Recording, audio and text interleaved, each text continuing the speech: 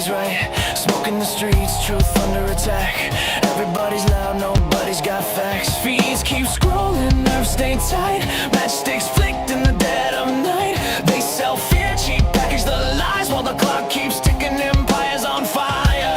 Can't sit quiet when the world's on edge. Lines in the sand, standing on the ledge. No script, no leash, no polish, quiet. Just a voice in the dark and a spark to the wire. This is and I'll bring the fire.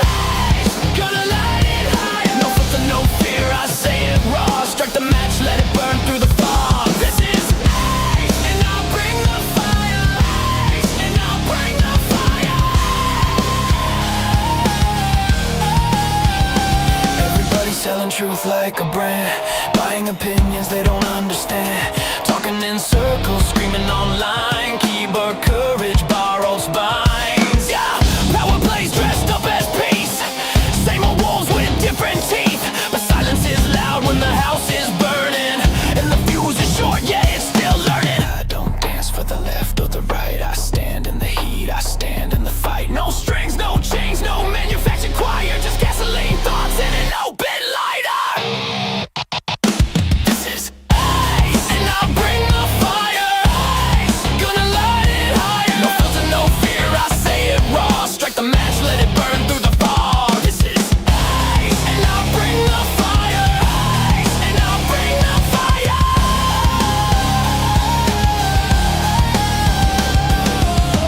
World's on tilt, pressure climbing. Truth don't whisper, it's perfect timing. You can't cancel the smoke, you can't stop flame. Say my name when it hits, say my name. Why? Say my name. Say my name. Fire don't ask permission. Fire don't need a side. Fire just shows up honest and exposes the lies. This is and I'll bring the fire. Truth hits harder. Burn it down till what's real survives. No smoke, no mirrors, just heat and lies. This is and I'll bring the fire. And I'll bring the fire.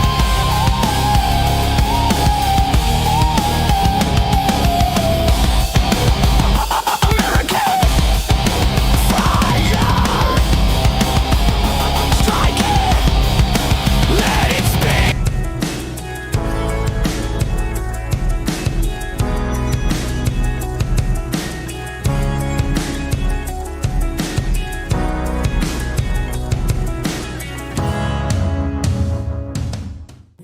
All right. What's going on, everybody? Good evening. Hope you're doing well. Good to see you all. Missed you this weekend. Hope you're rested. I got rested. Missed you guys yesterday. I wanted to come on, but life, man, life. So, but hope you're doing well. Gosh, we got a lot to talk about, man. This weekend was very interesting, obviously, in politics world, Trump world, and influencer world, baby. We got lots of grifting going on, and I got to show you, we got to break it down because, man, they can't help it. They can't help it. As pressure goes up, as Trump is just clearly winning this war against the city of London and Iran, they can't help it. It's all assets deployed. So getting wilder by the minute. We got to break down what Tucker did, what Candace and Carroll stepped in it. I got some Alex Jones stuff tonight. Oh my God. I wish. It's getting very lonely out there, guys. It's starting to feel like there's just no one on our side. I mean, I can still think of a couple, but it's the list is dwindling quickly. So we got to expose that tonight. We got to go through where we're at in this Iran war, how it's affecting City of London, breaking them down. There's just so much to get to, and I'm going to do my best to get through it in a timely manner. But, you guys will have to forgive me if I ramble a bit tonight because there's a lot. There's a lot. So if you're ready for it, I hope you hit that like, hit that subscribe before we get started, guys. I so appreciate you guys watching and just being a part of this community and being good stewards with just just helping a guy out, supporting the channel. So hit that like, hit that subscribe, and let me say hey to the chat, and then we're going to get moving here. Heidi Moga, what's going on tonight? Good to see you, friend. Linda Telly, numero dos after numero uno. Heidi. Cassink, what's going on? Trish is in here. US1, Nick Majors, Vince Feliz, Mark R, Scott Volkovich, Pat M, Rum Dog, JC Cool. What's up, brother? It's been a bit. AZ Tropic over there on Rumble. Seth, what's up, buddy? AK Downrange, what's going on? Tucker has stepped in. And Linda Goya, how's it going? The world, what it do? Who is this? Marilu, what's going on? I appreciate you. Looks like a new person. I love it. Wago Waco, Dave Reyes, what's up, buddy? As always, guys, hit it up in the chat. Give me your questions. Give me your comments. I do my absolute best to stay up to date with what's going on in the chat. And just a heads up, tonight I got a new PC. So this is the first stream on my new tech. Major shout outs to the person who helped me get it. You know who you are. I won't put you on blast because I don't want everybody else hitting you up trying to get stuff from you. But so grateful for what you did for me. And this new PC is awesome. I'm very excited to be streaming on it. But if the picture looks different, if sounds a little off, please let me know, guys. Hopefully it's all better, but it might not all be. Like even right now, I see my hand's getting cut off. So I got to do some camera changes. But, you know, it is what it is. So Nell says the Liz Crokin stuff with Dilly was hilarious. Yeah, well, man, there's so many people getting exposed. But before we get going, thank you, D6. I appreciate it. Roger Fish is what's going on. Foundation Preacher, what's up, buddy? Good to see you people. I missed you. I really did. You know, the weekends go long. After I said goodbye on Thursday, all weekend, you know, it's only 3 days, but it kind of feels like forever when you're not live streaming and you're used to being in the groove. And so, anyways, I missed you guys. I didn't realize how much I missed you till I'm on here. But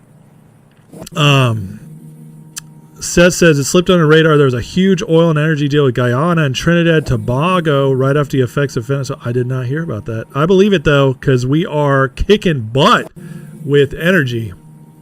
And well, I'm going to be showing that tonight. So I got to get moving because there is so much to get to. Let's get started. All right. On Friday, out of nowhere, Trump just dumped that he was going to hit up Carg Island, baby. And so he did. Moments ago, in my direction, United States Central Command executed one of the most powerful bombing raids in the history of the Middle East, totally obliterated every military target in Iran's crown jewel, Carg Island. Iran has no ability to defend anything we want to attack. There's nothing they can do about it. My friends, this is a big one because the Carg is like the oil hub for Iran. All right, it's where it's where they produce most of their oil. They store it. The pipelines. It's a big freaking deal. It's like the economic heart of the country when it comes to oil. And so Trump, after Iran just refuses to step down, this was the play, and he's going for it. Nobody thought he would. So this was announced Friday, and of course he waited. Trump, man.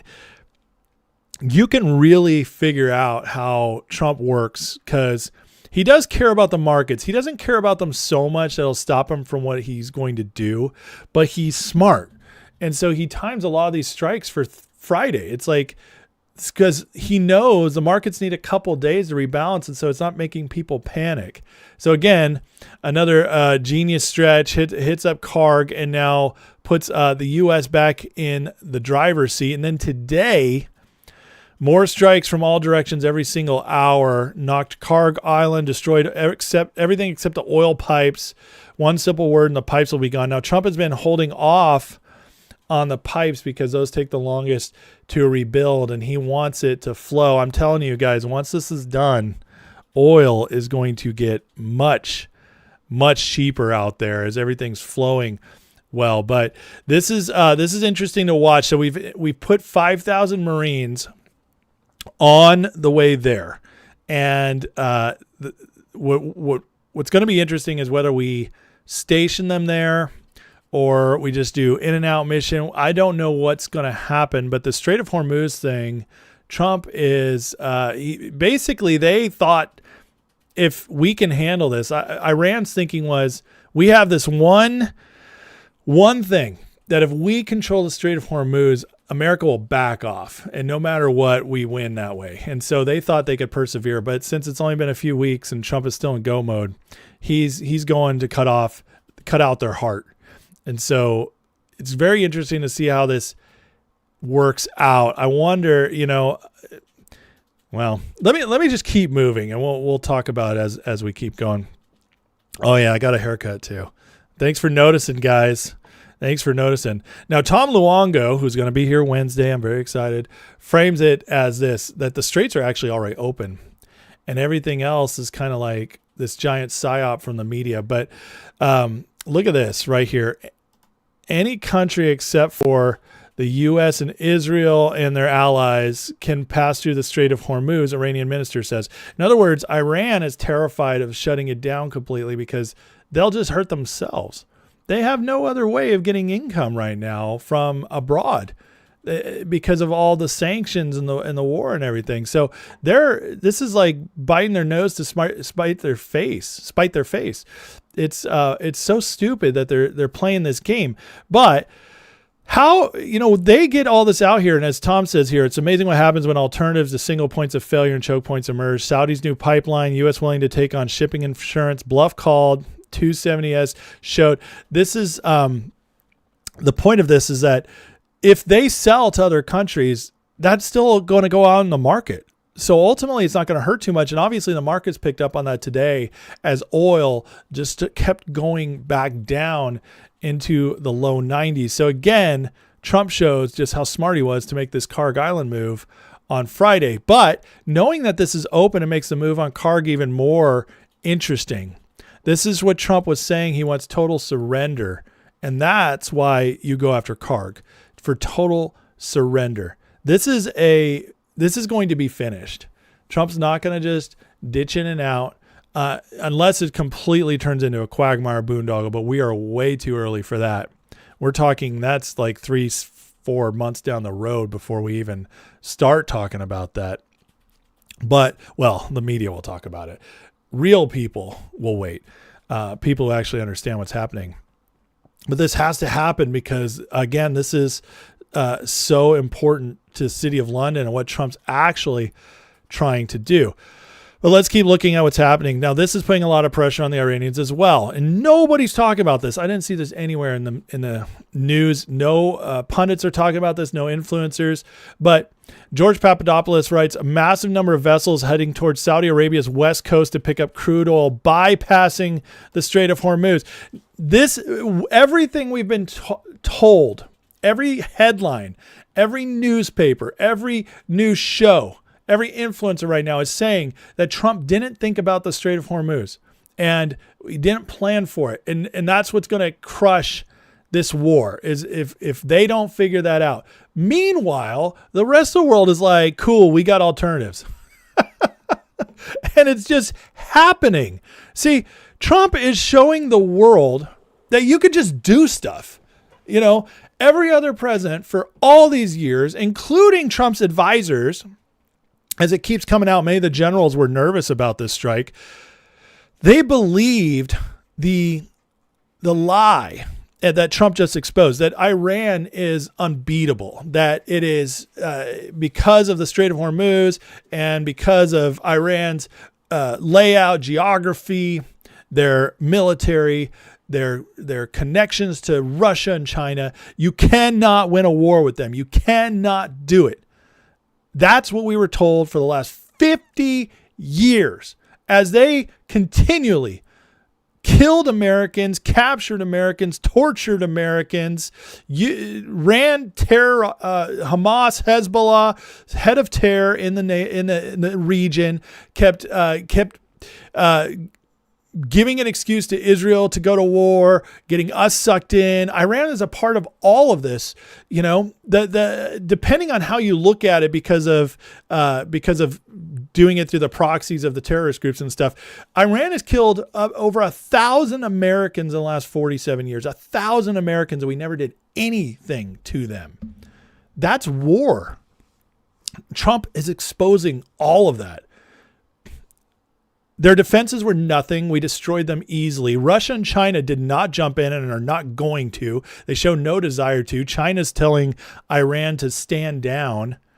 Russia's cool because their oil prices are going up. They're making a bunch of money now. The Strait of Hormuz is now being gone around. No big deal. And they don't have, where's those supersonic missiles we kept hearing about, huh guys? Where's those secret weapons Iran had? None of it's happening. Trump, again, just shows you can just do things. When you're the United States and you have the baddest military the world has ever seen, the baddest technology the world has ever seen, you just do it. You just get it done. And the world figures it out. This is what's so incredible. And there's a great uncovering of a psyop that we've been all living under for most of our lives, if not our entire lives. It's been going on since World War II. And I believe a lot of it was because it started with the Cold War, where we all got so afraid to do anything because we did have one enemy, the Soviet Union, who had nukes and actually was a militaristic threat to us. That's true. At least for a time, it was true. And that put us all in this fear that we were going to just be hamstrung to actually do real things. So we did operations that were wars, but they were so small and they weren't designed to win, or they were designed to win really slow, and we just get stuck. And that's why we haven't had a major military victory since World War II. Unless you count Desert Storm, which that was not much came out. The victory we had was a non-military victory, it was a political victory of defeating the Soviet Union. And that's it. And that was from the genius of Reagan. But the point is ever since then, we've just believed you just can't do these kind of things. And yet we've just we haven't only crippled Iran, guys. Do you understand that? By taking out Iran, we're also taking out China, because China, their economy is so fake. It's propped up on all these little deals they had where they just got special treatment. And one of those deals is getting 90% of their oil, I've heard up to 90% of their oil, from Iran for cheap. And that's because Iran was sanctioned everywhere else. But China didn't care. They were just like, cool, we'll take it. But that's gone now.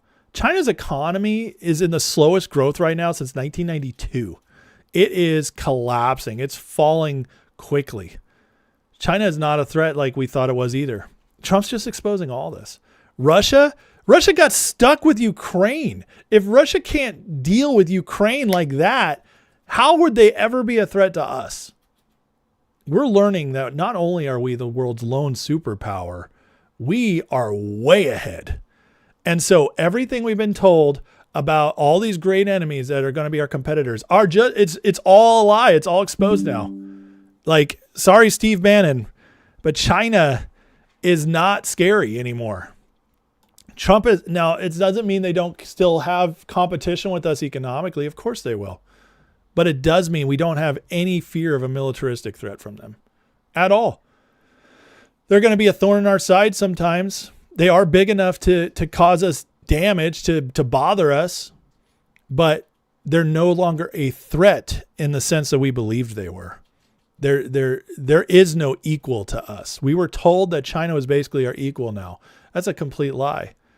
And Trump is just exposing this left and right with all these moves. It's genius. This is where Iran's at right now with their weapons. Again, there's so many idiots out there just trying to propagate this lie that we're stuck in Iran, and Iran's got their best. They've saved their best for last, and they're waiting for the red line to really unleash hell. Oh my God. And look at this. This is their drone and missile attacks shrinking since the war started here. I mean, obviously that's a lot in the beginning, and it's trickling down to a crawl. We decimated them. We absolutely decimated them. Some people say they're having trouble with the stream. Maybe try refreshing. My stream seems to be holding well here, and my sound levels look good. So, sorry guys, if you're having issues, please refresh, see what that does. All right. I do apologize. I don't want you guys to have any issues, but hey, hit me up in the chat if you're having any issues with the stream. Okay. If it's anybody else than just a couple people. Pick is fuzzy. That's not good. I don't like that. Well, sorry guys. I'll just keep going for now. Like I said, first stream on new tech. So if we got some bumps tonight, I apologize. We'll work on it. We'll work on it. All right. I'll do better next time. Okay. Now here's the next big piece, and I'm going to play a clip here from Kevin Hassett. Okay. Lots of people are saying they refresh and it's better. So that's good. All good. All good. Okay. Excellent. Excellent. All right. Okay, good. I'm glad a lot of you guys are able to fix it. All right. Here's the other big lie, is that going into this is going to destroy our economy, especially our energy. And these are, we got to keep showing you guys everything, because the lies are coming out like crazy. And it's not just the mainstream media anymore. And it feels crazy to me. Well, let me play this and then I'll talk, because I have something I want to say, but I'm going to let this play first. First of all, it's not going to last for months. President Trump's team has briefed us that it's going to be 4 to 6 weeks, beginning 2 weeks ago, and that we're ahead of schedule. And so, second, if it did last for a long time, it wouldn't really do a lot of harm to the U.S. economy. Now, certainly there'd be pocketbook issues that we'd have to address, but the bottom line is that the U.S. produces so much oil that you can't really get GDP to go negative with an oil shock the way you could in the 70s. So we're in a very strong position, but it's really heightened the strength by the fact that we've got a productivity boom from artificial intelligence, we've got a capital spending boom because of the big beautiful bill, and we've got incomes growing the fastest we've seen since back around 2018. And so all the fundamentals of our economy are really, really strong. If Iran thinks that they're going to get President Trump to back down because they're going to make our economy weak, then they just don't understand economics. First of all, it's not going to last for months. Okay. President Trump's team. All right. So right now we're going through this thing. I mean, what he just says, basically, we're energy independent and we have a major boom in coming into our economy, and this Iran stuff can't stop that. We're not hearing that many places. Now, what I wanted to say I feel so crazy about is the fact that that's so weird that so many of you guys had to refresh. That's strange. It's almost like they don't want my stream out there, yo. And that gets me to the part I was just about to say, is what feels so weird. There are people I still like out there, but they're not the biggest people. Okay. It's like, I'm still listening and I still trust people like Promethean Action, obviously Tom Luongo, I'm having on, Ian Burlingame. There's a handful of them. Okay. But what feels weird is that all the big names, I'm not all of them, but for the sake of this rant, all of them, so many of the big names I've listened to for years have all of a sudden just fallen off a cliff, or have become completely untrustworthy, because either they are grifting hard or they're just losing their minds. And it feels weird being somebody who is on the internet, just like actually trying to communicate the truth, because I'm literally looking at what is happening. I'm seeing numbers. I'm seeing official reports. I'm seeing what other countries are doing. I'm seeing what our people are saying. And then I hear the analysis and I'm like, what? This makes no sense. Like, where are you people getting this stuff? But it is crazy out there how big the psyop is right now. It's never been this bad. I've never found it to this bad. Even during COVID, there were several more voices speaking truth out there. Several more.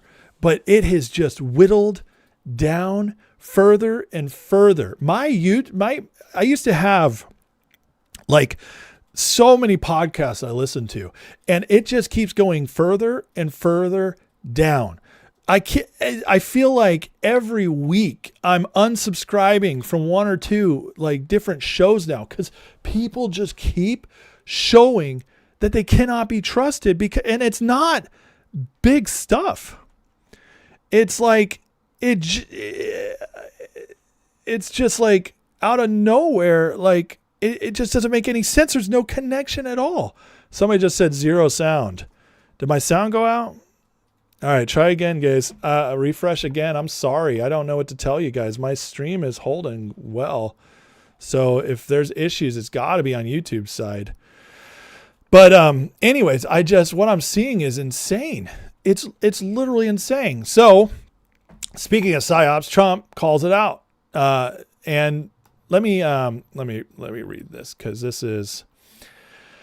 So Iran, I'm not going to read all of this because it's very long, but I'm going to read some. Okay.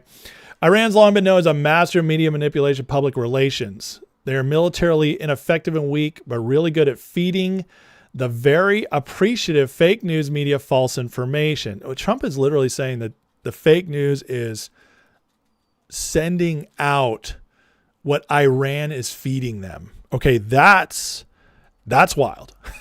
That's wild. And, this is a weird place for me to be, but I got to say, this is the first time in my life where I trust a politician, a leader, which is President Trump, over everybody else in the media. Is that a weird place for anybody else to be? It is for me. But, as somebody who my whole life, I have very much been a researcher, somebody who breaks stuff down, who always wants to see the other side so I can deduct and deduce which one has the stronger argument.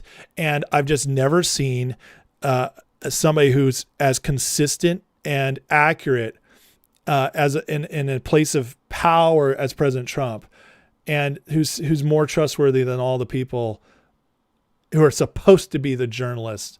It's the weirdest thing. But he says, now AI has become another disinformation weapon that Iran uses quite well, considering they're being annihilated by the day. This is wild. They showed phony kamikaze boats shooting at various ships at sea, which looks wonderful, powerful, and vicious, but these boats don't exist. It's false information to show how tough their already defeated military at the 5 U.S. refueling planes supposedly struck down and badly damaged. Listen, guys, I reported that story. That the kamikaze boats, I talked about that last week. It was AI. I didn't know. I'll be honest with you guys. I got duped, and that sucks, but it is what it is. It just tells you that even somebody like me, who tries so hard to verify, who tries so hard to find trusted sources that I can just, that are time tested over time, who really is whittling down my sources more and more every day. And even I can still get duped. Like, that's how much psyop is going on right now. But at least it wasn't like a big thing. It mattered. I made fun of it, but still, I was just saying it just shows how pathetic they are. But, where we go. The refueling planes supposedly struck down and badly damaged, according to the Wall Street Journal's false reporting, and others are in service with the exception of one, which will soon be flying in the skies. Buildings and ships shown to be on fire are not. It's fake news generated by AI. Guys, this is insane. One AI shows our great U.S. Lincoln aircraft carrier, one of the largest and most prestigious, burning uncontrollably in the ocean. Not only was it not burning, it wasn't even shot at. So Trump breaks it down right here. The crazy psyop. So it just is like, how much is not real out there, guys? AI has taken it to another level. Now, here's Trump calling out a reporter on this, and this is just great in the typical Trump way. It's incredible. And I just wonder, like, Jeff, do you know that these are fixers? Did you know that the rally of 250,000 people, the supposed rally, was fake? Did you know? You saw the reporting on it. You wrote about it. You talked about it. And you know it was fake. It was AI generated. You knew. Anybody that knew the country knew there's not 250,000 people willing to stand in a circle and say how great Khomeini is. Do you see what Trump's doing here, though? He's actually breaking down. Okay, he's destroying the final bits of the media that were still existing and people still trusted. Because he's allowing this to happen, but he's calling it out in real time. So they get a story. It's AI. Trump knows because he's got the best information in the world. Tulsi Gabbard's like, hey, here it is. And Trump's probably, quite honestly, he's probably like, let's sit on it for a couple hours. Let's see what happens. And he waits for these outlets to report on it. He lets the influencers do it. And by the way, big section coming up on the influencers this weekend and how they're just falling like flies. But sorry about the Trump clip being quiet, guys. I can't control that. The volume was low on X. But the point is and then he comes out and he calls it. And how stupid do you think these people feel? Like, they always get busted on lies anyways, but they used to be able to hide. They did. And now, like, they're trying to still catch him on stuff. And they're still, they get caught all the time because they jump at every opportunity. It's like every little thing they see that looks bad for Trump. Oh man, we got to report that. We got to report that. We got to blow this up. Anonymous sources all the time, right? Well, they do jump on it, but they also are tired of being embarrassed. And so they try to do it a little better than they used to. Like they are trying. And I'm not saying they're doing it honestly, because they're still only reporting the bad stuff. But they know their ratings are collapsing. Like CNN now, bought by Paramount, they're all freaking out over there because they've all just been held up by basically USAID dollars, which are now gone. But now Paramount owns them. It's going to clean house, and they won't be able to just be straight liars anymore. But the point is, they're all having to find out, like, we can't just survive anymore on what we used to do, which was just money being funneled to us to keep propagating lies. And now they're getting busted with all this AI stuff, and Trump's allowing it to happen. But it's not as much for the mainstream media, because the mainstream media is basically already debunked in the people's eyes. It's spreading to the independent outlets. It's spreading to the podcasters and the influencers. And Trump's having a field day with it because, guys, this isn't the final battle, but this is, in my opinion, the last major battle. Okay, so remember in the Civil War, you had the Battle of Gettysburg, and everything turned at Gettysburg. There was still more war to be fought, but after Gettysburg, everything went to the north side. The North won that major battle, and after that, it was just finishing the job. Well, that's what Iran is. Iran is, and this is why we're seeing all assets deployed. It is PSYOP after PSYOP. All the influencers have been called in. Guys, it's time to go full bore, because he destroys this. He takes this away from City of London. They are so decapitated financially. They're so crushed that their only hope after this, they have no more major control after this. Their only hope after this is to survive long enough to rebuild, but that will take them a long time. Let's keep going through here. Speaking of City of London, look at how Trump called out Keir Starmer today. I mean, now they're sending out 2 or 3 missiles. Now, they've still got some. They might have 8% left, but mostly they've been eliminated. I mean, now they're sending out. That was the wrong clip. I was trusting this right here. But he basically called out Keir Starmer to say and said, Prime Minister of UK told me I'm meeting with my team to make a determination. I'd say, you don't need to meet with the team. You're a prime minister. You can make your own. Why do you need to meet with your team to find out if you're going to send minesweepers or boats to us? It's the same thing here. Because he's running for cover. You see, all these countries that are supposed to be our allies.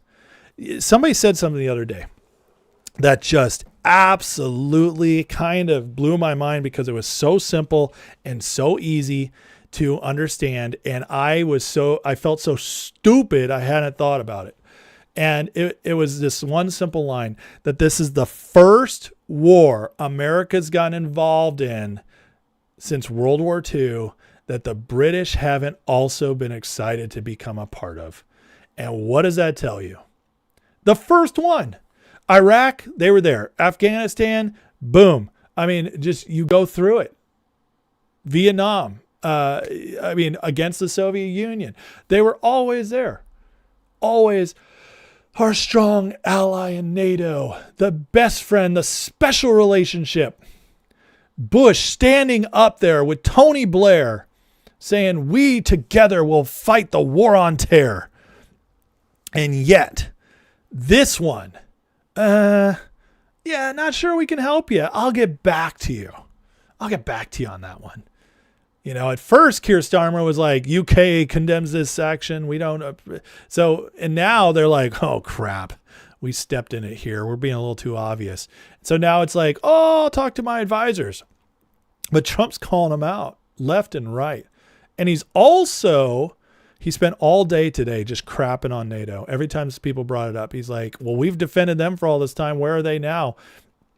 All just completely destroying the narrative. And then while all that's going on, Scott Bessent he just said the quiet part out loud. I'm going to play this whole clip. Their borders.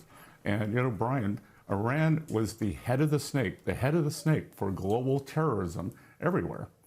Whether it was through their proxies or, there were Iranian Guard members in Venezuela. There's Hezbollah in Colombia. They're interacting with Cuba. Everywhere that there is chaos and terrorist mayhem, it is Iran. So this is a generational opportunity to end this. I think the risk and the fear that people I've spoken to on and off the record, the risk is that while the head of the snake in Tehran may have been cut off, there are IRCG bosses that have gotten personally very wealthy. They run little fiefdoms. They're rich off of control. And there's nothing to stop them from having a rocket-powered missile shooting it at a supertanker. Do we know as a nation who right now we are technically fighting? Because between the Houthis in the Red Sea, and I know the Department of War.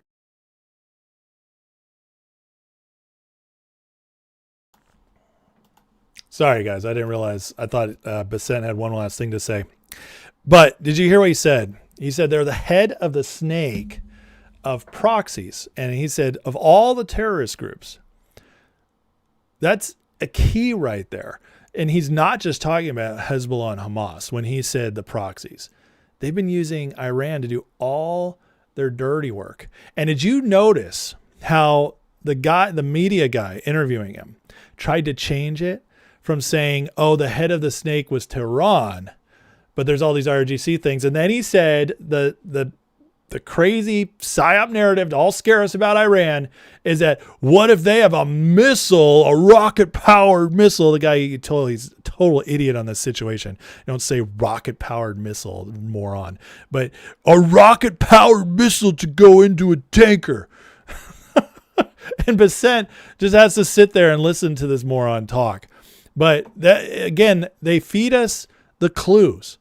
And meanwhile, all this is happening, and Trump is just showing us that he's set it all up.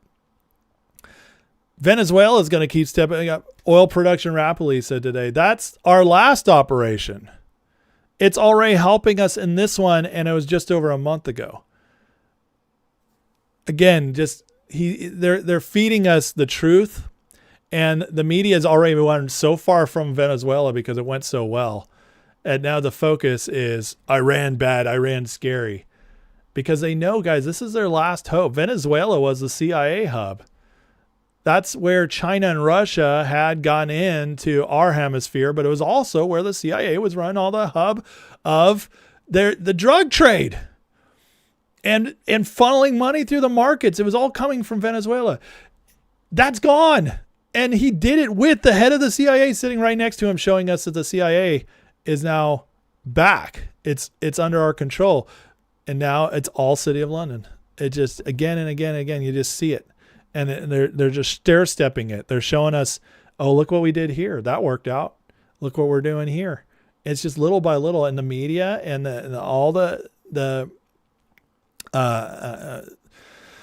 influencers, everybody who's been paid, who's trying to run cover for this, all the intelligence assets, they're just trying just any narrative they can grip. But Trump's moving too fast by just throwing all this out there. It's unbelievable. I just absolutely love it. It's so good. So today they're trying to tear apart Vance and Trump. You guys got to listen to this. This is really, this isn't too long, but I listened to this whole thing today with Vance and Trump, but, the desperation in their voices, and Vance calls it out so brilliantly here, but they're trying to get Vance to turn on Trump now. First, Mr. Vice President, Democrats are already calling you the fraud czar. What's your reaction to that title? And then second, Good title. Second, given I like your past skepticism of foreign adventurism, are you completely on board with the current war in Iran? So I like fraud czar. It's certainly what we're going to do. And look, we have to do it. As the president said, this is a problem that has festered in this country for far too long, and far too few people have actually wanted to do anything about it.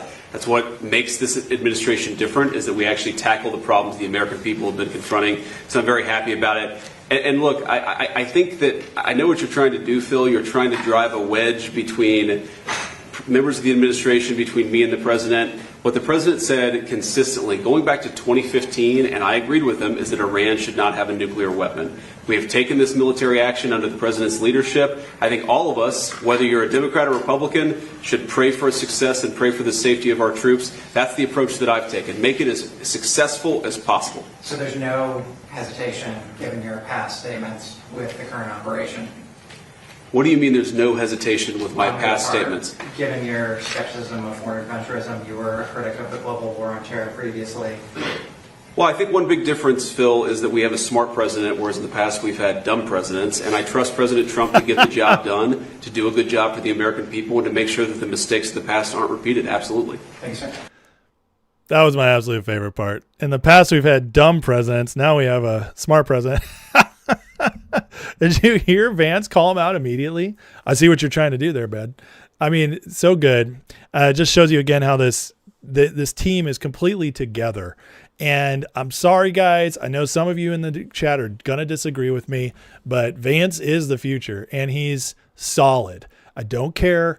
I've done so much research on his background, and I know like everybody's so worried about this technocracy thing. I'm going to have to do a whole episode on debunking what Whitney Webb's put out into the world to scare everybody. It's a psyop, guys. Whitney Webb is a psyop.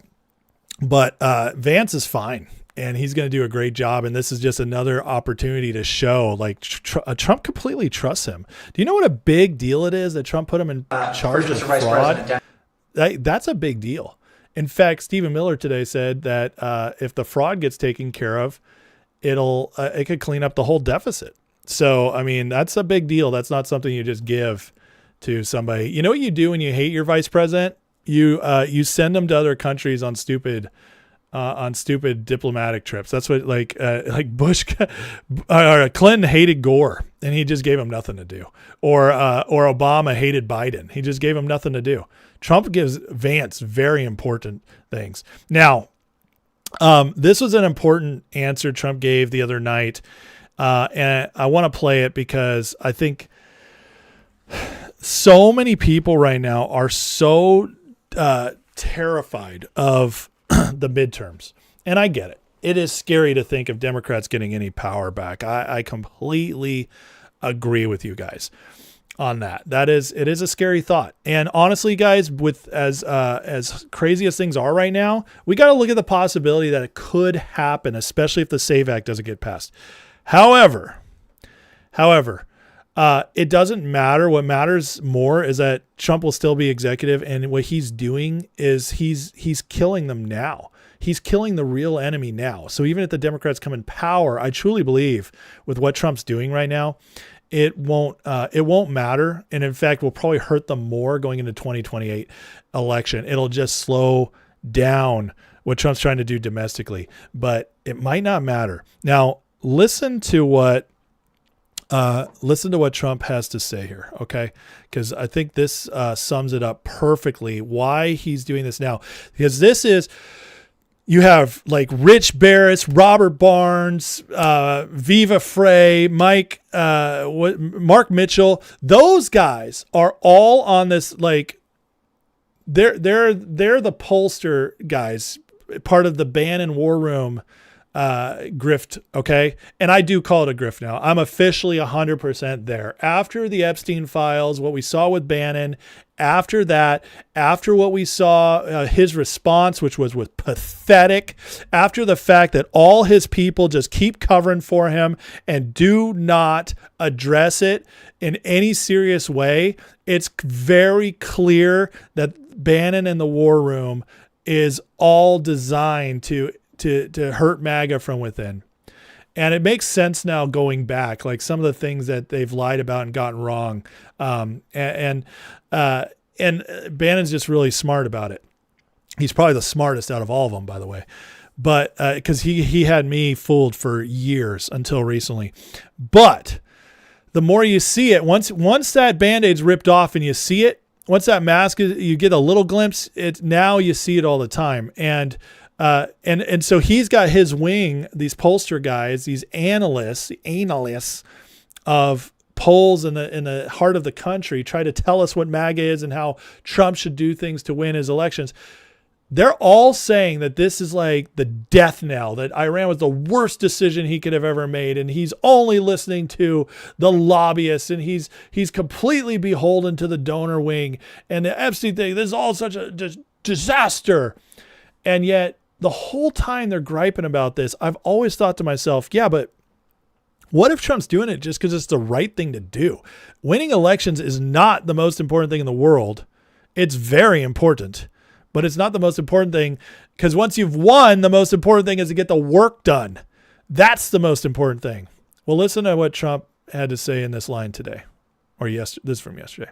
About the political impacts of this. I mean, I have to do what's right. You know, political, I'm sure everybody has concern. I have to do what's right. I can't say that, you know, gee, I don't want to have any impact on oil prices for 3 or 4 weeks or 2 months, and we're going to let Iran have a nuclear weapon and blow up the entire East and beyond, right? Because, you know, they were going to blow up the Middle East.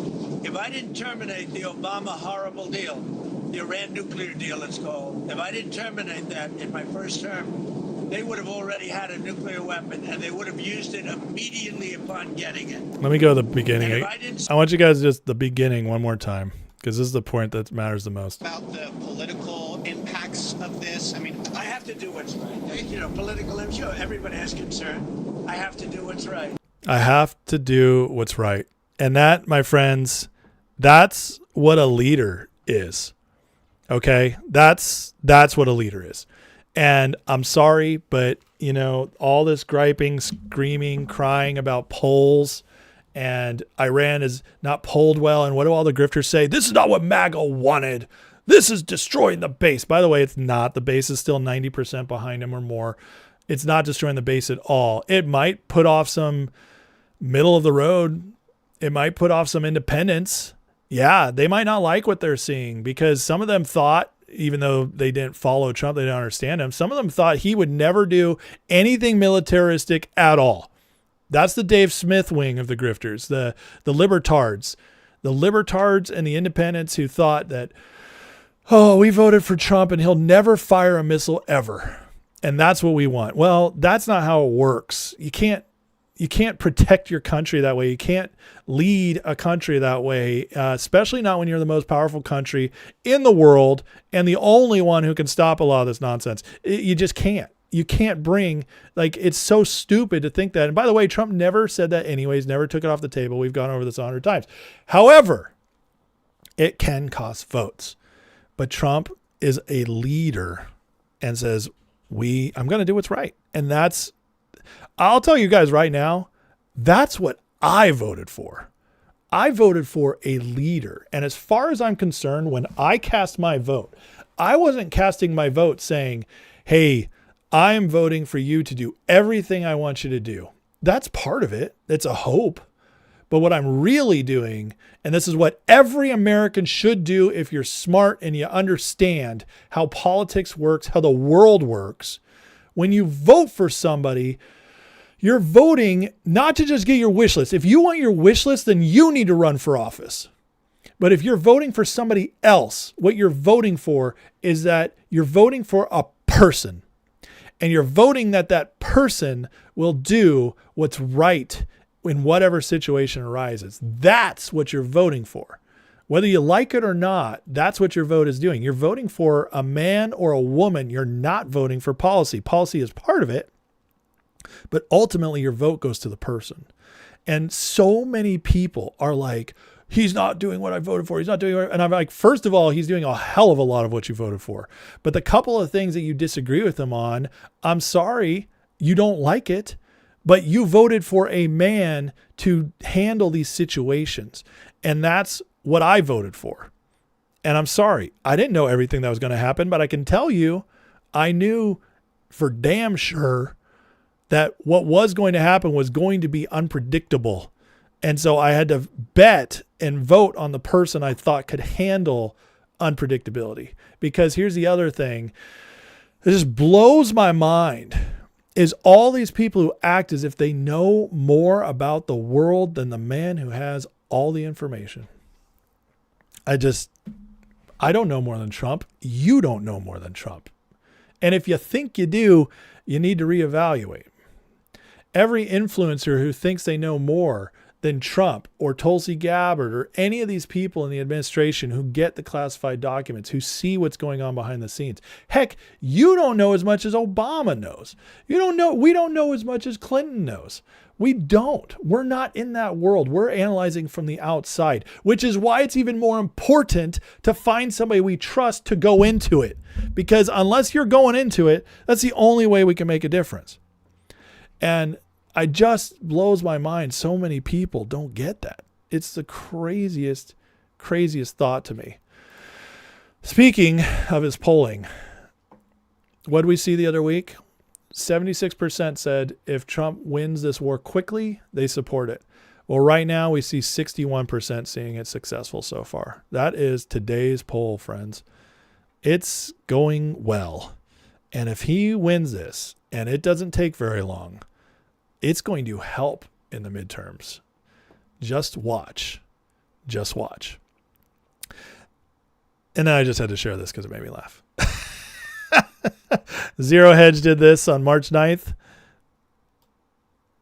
Straits of America. And then today, Trump posted this. Strait of America. I mean, my God, folks, we have the funniest president ever. He makes me laugh so much. There was, speaking of him making me laugh, I'm so mad I don't have this pulled up. Hold on a second. All right, I got some I wanted to share with you guys, and it's in this segment. It's supposed to be in the Iran segment, so just give me 1 second here, because this is just one of the best things ever. This is one of my favorite stories I've ever seen from President Trump. I just cannot wait. This is so funny. Here it is. Trump was briefed that Iran's new supreme leader, Mojtaba Khamenei, is probably gay. And here's the story. This just killed me. This is one of the funniest things. Oh, come on. Get out of here.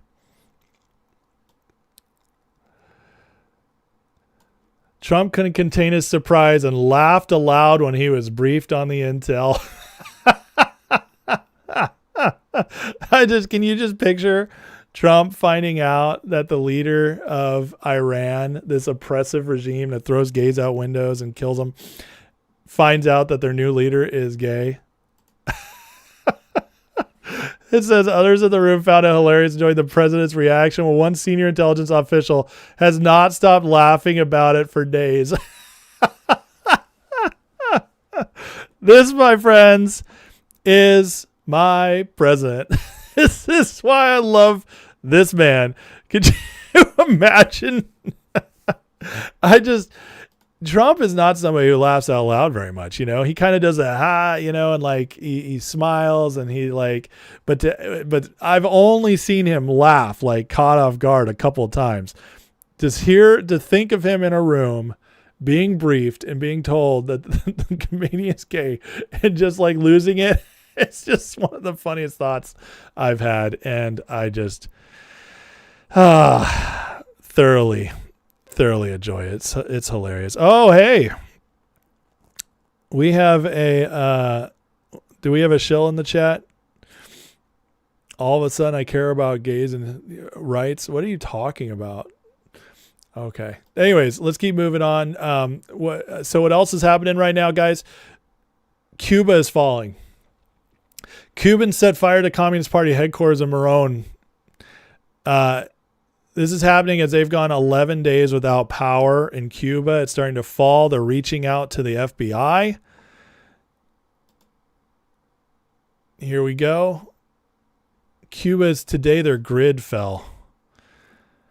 Cuba's electrical grill suffered a complete and total collapse, according to the country's power operator. It's the first nationwide blackout since the U.S. effectively shut off the flow of oil to Cuba. This is massive, guys. We're about to see Cuba become. It's about to become. By the way, somebody's got to go. Bye. Bye. You won't be missed. Real quick, if you want to disagree with me in the chat, you're more than welcome to, but it will be done respectfully. We don't we don't do trolling in my chat. You'll be gone. And so Cuba's about to fall. All this peacefully for us. We don't have to fire a shot. And we're about to undo one of the longest running communist regimes in the world is about to fall. And Trump weighed in on it today. I'll play what he's had to say about it. I think Cuba, I don't know, is in its own way, for tourism and everything else, it's a beautiful island, great weather. They're not in a hurricane zone, which is nice for a change. They won't be asking us for money for hurricanes every week.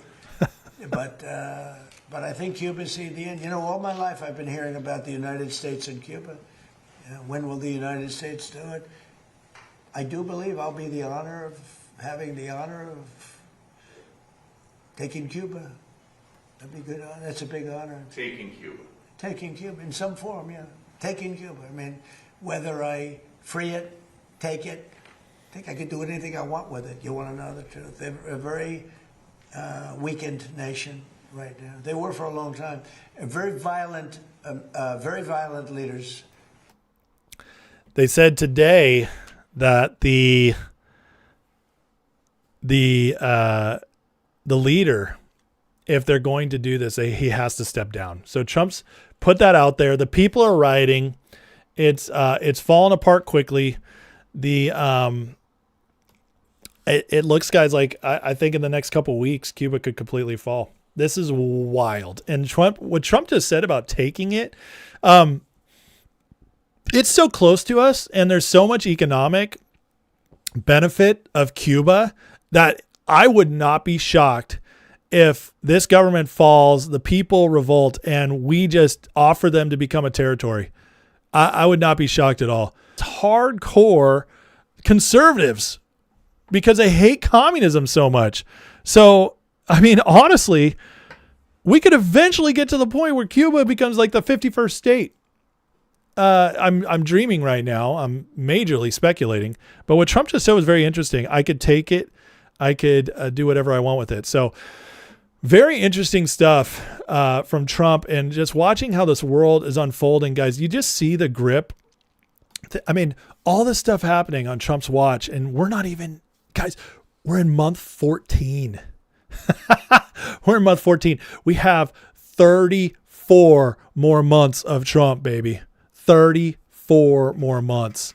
I mean, like, stop and think about how much more could possibly happen. We've gotten so many good surprises already. We're about to see Iran fall, which is the terrorist, the head of the snake, fall. City of London's main driver in the Middle East, major financial assets about to fall. That's going to weaken them. We have Cuba, all the communist nations in the Western Hemisphere are falling. They're dropping. Bolsonaro is about to win election in Brazil again from prison. I mean, the effects, because somebody mentioned it the other day. Now that U.S. aid money is not going to all the places, all the South American places, guys, it's just drying up. Like all these lefties, all these communists are just drying up. We were funding them. And Trump ending that, like, it's so massive. Which reminds me, with the U.S. aid thing, people are so upset about Doge. No, listen. What happened with Doge is that Doge came in, they exposed all the fraud, but they didn't show it all to us. They showed some to us. Imagine what Trump and his team saw. And they knew they couldn't get Congress to get rid of the fraud. So what were they going to do? Let it keep spilling out. Maybe let these citizen journalists who are probably tipped off by them point out this fraud. And now we have a fraud czar. See, Doge did serve its role, but it's in stages. It's not what everybody thought was going to happen. Just magically, bibbity bobbity boop, and all of a sudden everything's fixed. No, that's not how it works. And we're just seeing it all play out, and it's just continuing to accelerate massively. So awesome stuff we're seeing. Okay. Let me say hey to the chat real quick before we get to this next thing. We got a lot to talk about still, and it's already been an hour. So my God, guys, but we got there's so much to go on with the influencers and the grifting going on this weekend. So gonna get to that in just a second. But let me say hey to the chat, see if I missed anything important. I did have to kick somebody out because they were being very dishonorable, but people are saying, yeah, Cuba could be great as a territory. Yeah, it would, man. You know how good it'd be to get that as a vacation spot? It'd be awesome. It's beautiful down there. Home Depot in Cuba. Yeah, they go nuts. Absolutely. Kev the Tech, thank you so much for your nice words. I appreciate you. Yeah, and guys, if you don't mind, please take a second to hit that like and subscribe. I do work hard on these videos, researching them, putting my thoughts together every night. I do work a full-time job and also have 6 kids and a wife. So I do my best to be husband, father in a good way, and then give you guys my nights late at night after I've already given them, daddy time and husband time. So, but I still put a lot of work into it. So if you could just like and subscribe, that would be very helpful. And hype, if you see the hype button. They don't give it to everybody, but if you get the hype button, please hit that. If it's true Khomeini's son has the tendencies he has, can we start calling him Yo Mama Been Shopping? Oh, man. I don't know. I think we could do better, but that's close. That's close. Obama stole my VCR. I like that name. It says people are getting so upset the man couldn't tell them when rain would come, but refused to acknowledge he's fixing the leaks in the roof. 100%. Jerry says, what would Kamala have done by now? Oh my God, guys. If Kamala had won, we would be in so much trouble. It would be unbelievable. Lochtefeld says no trolls ever on the Rumble chat, which is absolutely true, Lochtefeld. But also that's because, the real truth heads reside on Rumble, but also on Rumble, there's only 19 people watching right now, and there's 250 on YouTube. So the odds are a bit lower.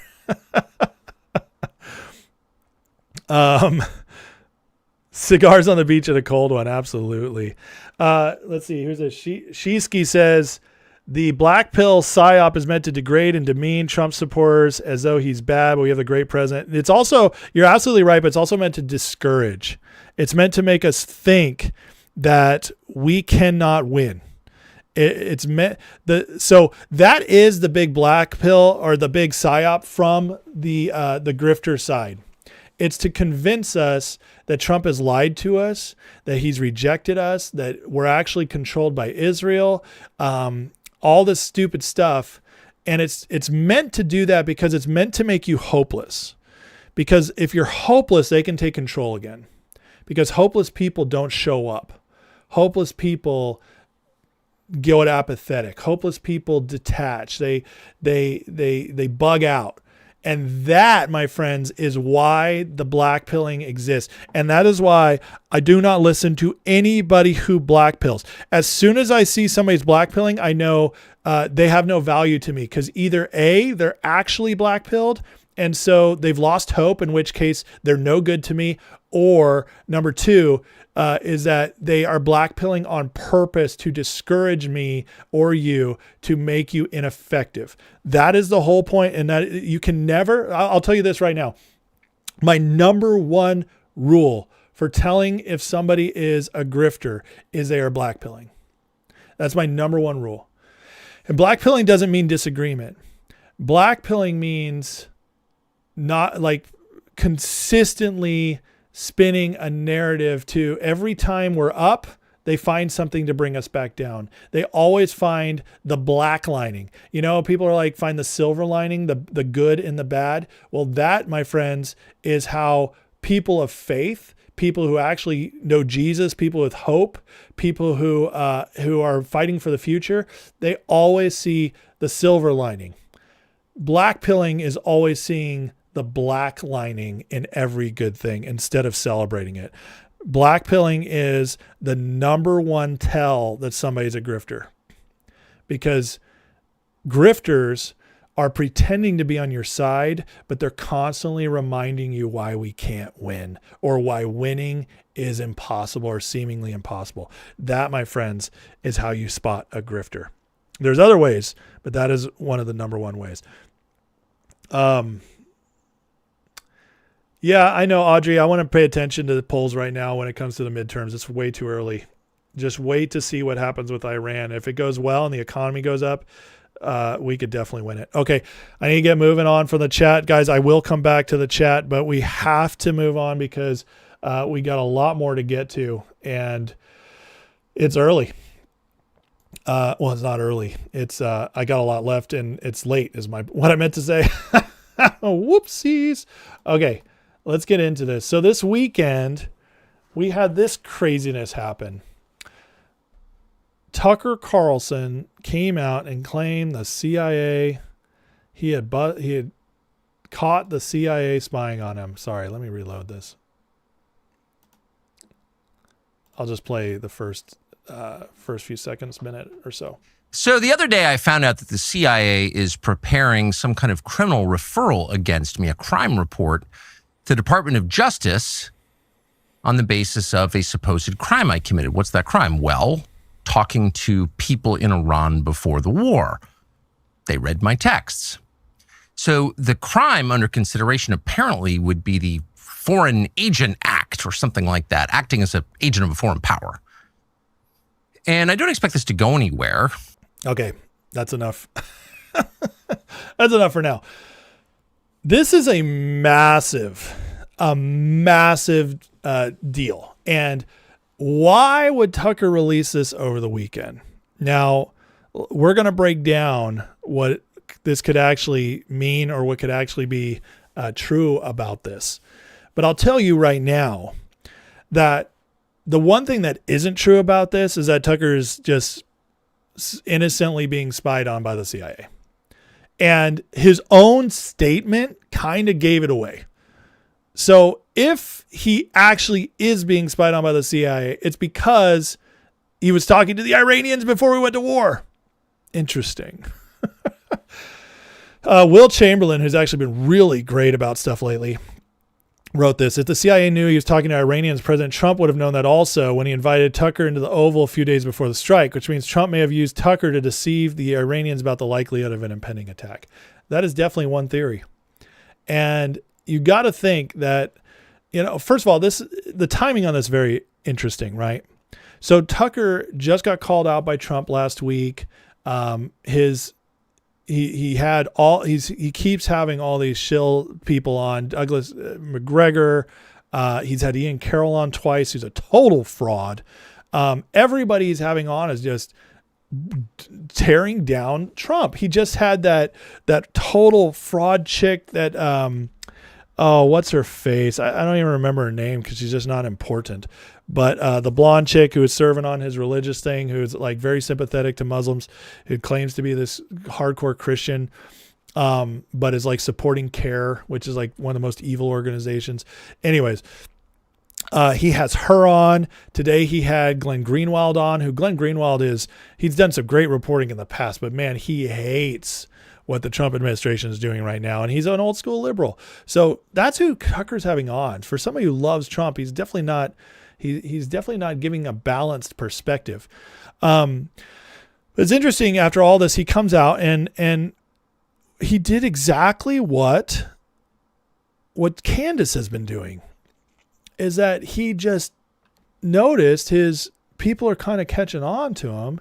And so he took it up to 11. Like Candace did. Once Candace got completely exposed and we found out she'd lied about so many things and she just kept being proven wrong. Her predictions kept going wrong, everything. Her show was starting to dwindle. And then what did she do? She came back with the Erica Kirk's The Devil series and her views go back up. She took it up to 11. Well, that's exactly what Tucker did right here. This is a desperation move. It's a desperation move because even if it's true, it really doesn't help much to say it in this way, does it? Why would you even mention that you were talking to the Iranians? That doesn't make you look good, Tucker. So just some interesting things on Tucker. By the way, everybody who is in the Grifter crowd, including Ian Carroll and all them, they're rushing to Tucker's defense. But it's important to remember, Tucker bought a house in Qatar last year, did say a lot of nasty stuff about Trump back in 2020, downplayed Iran's plot to assassinate Trump and even said it wasn't true. Now is claiming CIA text, which, by the way, his father was CIA. So, listen, I liked Tucker for a long time. All right. Really did. And I love how he helped. He did help win the 24 election. He did great coverage back then. And so it's really interesting, right? Why would he have done it? Well, maybe he just saw the writing on the wall anyways and just rode the winning, to build himself up. Because a lot of these guys do this. When you're in intelligence agencies, you play both sides, right? Double agents. You might be from the other side, but you can't outright go against the other side because you're trying to infiltrate and you're like, well, it looks like he's going to win, so we're going to send you guys over here and we're going to have you guys do this. That's how it works. You play both sides. And then you deploy those people who infiltrate when the time is right. Well, right now with Iran being attacked, this is exactly the right time to attack Trump, because after Iran, if we win in Iran, we take it out for good. Like the city of London, man, is majorly screwed after this, like majorly screwed. So it's very interesting to see the timing on all this. Let's keep going. Here's the photo of Tucker and Trump the other week, smiling together. And this guy writes, this photo is hilarious. In hindsight, Trump knew Tucker was talking to Iran. He invites him to the Oval Office before the strike, knowing Tucker will run straight back and relay it. Iran sees this photo, thinks Tucker is Trump's ear, thinks Trump's bluffing. Meanwhile, Trump's sitting there smiling. He wanted them to believe it. Tucker's ego sells the deception. Khomeini buys it. And just like that, Tucker unknowingly helps take out the supreme leader. And now America's biggest traitor may be heading to prison. No, I don't think Tucker's going to prison. I'm sorry. I just don't. But is it possible that he was played to throw off the Iranians so we could attack? It absolutely is possible. Do I necessarily think it's true? Not necessarily. There is Mark Caputo came out today, and he's a long-term White House reporter for Axios, and Axios is not good. They're leftist, but as far as independent leftist places go, they are a little more fair. They do try to actually get their reporting right. And Caputo has a pretty good long-term track record. It's not perfect, but it's decent. It's decent enough where he's one of the only reporters where I'll say, okay, I probably believe you 75%. I will need to be verified, but I'll give you a little benefit of the doubt here. He reported that his sources talking to the administration all say this is just a nonsense story. There's nothing to it. It's not true. We never spied on Tucker or anything. So all that to say, we have two options here, folks. either Tucker is outright lying, and that's 100% possible.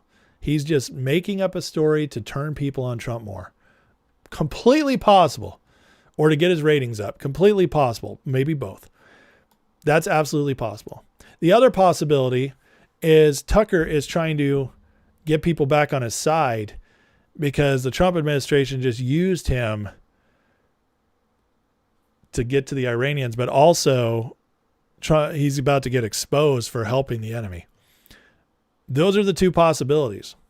We'll see how it plays out, but it's crazy that all this is happening. Because the one thing I don't think there's any possibility, guys, is that Tucker is actually telling the truth, that he's innocent and is just being spied upon, because what he's saying everywhere is that, oh, Israel's just trying to take me out. Guys, I'm sorry, that narrative does not hold any weight. And I'm really, really glad, because lately I've noticed that in my chat, we've pretty much weeded out the Israel tards, which means people are either finally waking up to the fact that Israel is not in control of the world and it's all nonsense. Not that they don't do shady stuff. Remember, I got a lot of new viewers, it looks like, tonight. So I just got to tell you where we're at here. This is the Israel, where you're at on Israel, okay? You never go full Israel's perfect. That's insane. That's the Western evangelical Christian tradition that is just wrong. It's this belief the Israeli people can't do anything wrong and blah, blah, blah, blah, blah. It's nonsense. Of course they've done horrible things, because they've had City of London running Mossad and running many of their leaders. They have done terrible things. Not everything they've done is terrible. The way you don't go to the far end of Israel's in control of everything and Israel's always evil. That is complete nonsense. Israel's not even 80 years old. They're a little country that's smaller than New Jersey. They cannot take over the world that quickly. I'm sorry. They don't have the money. They don't have the resources. They don't even have the intelligence to do that much. I'm sorry. There's limitations to being small. It's absolutely impossible and retarded to think that they could have as much control as people say they do. It's absolutely retarded to think that. But what is possible is City of London has used them as a puppet many times. That is 100% possible, traceable, and most logical, because City of London created them. And City of London's had its hands in all this stuff for a long time. That, my friends, is the most logical answer. So here, we don't go to the extremes on Israel. We are middle of the road. And the Israel tards, which I call them, are the full end. Israel controls everything. I haven't seen them popping up as much lately. So I'm very, very happy about that. You guys are doing great, and you're learning and growing, and I appreciate that. So here's another way to know people are grifters. They are full on Israel tards.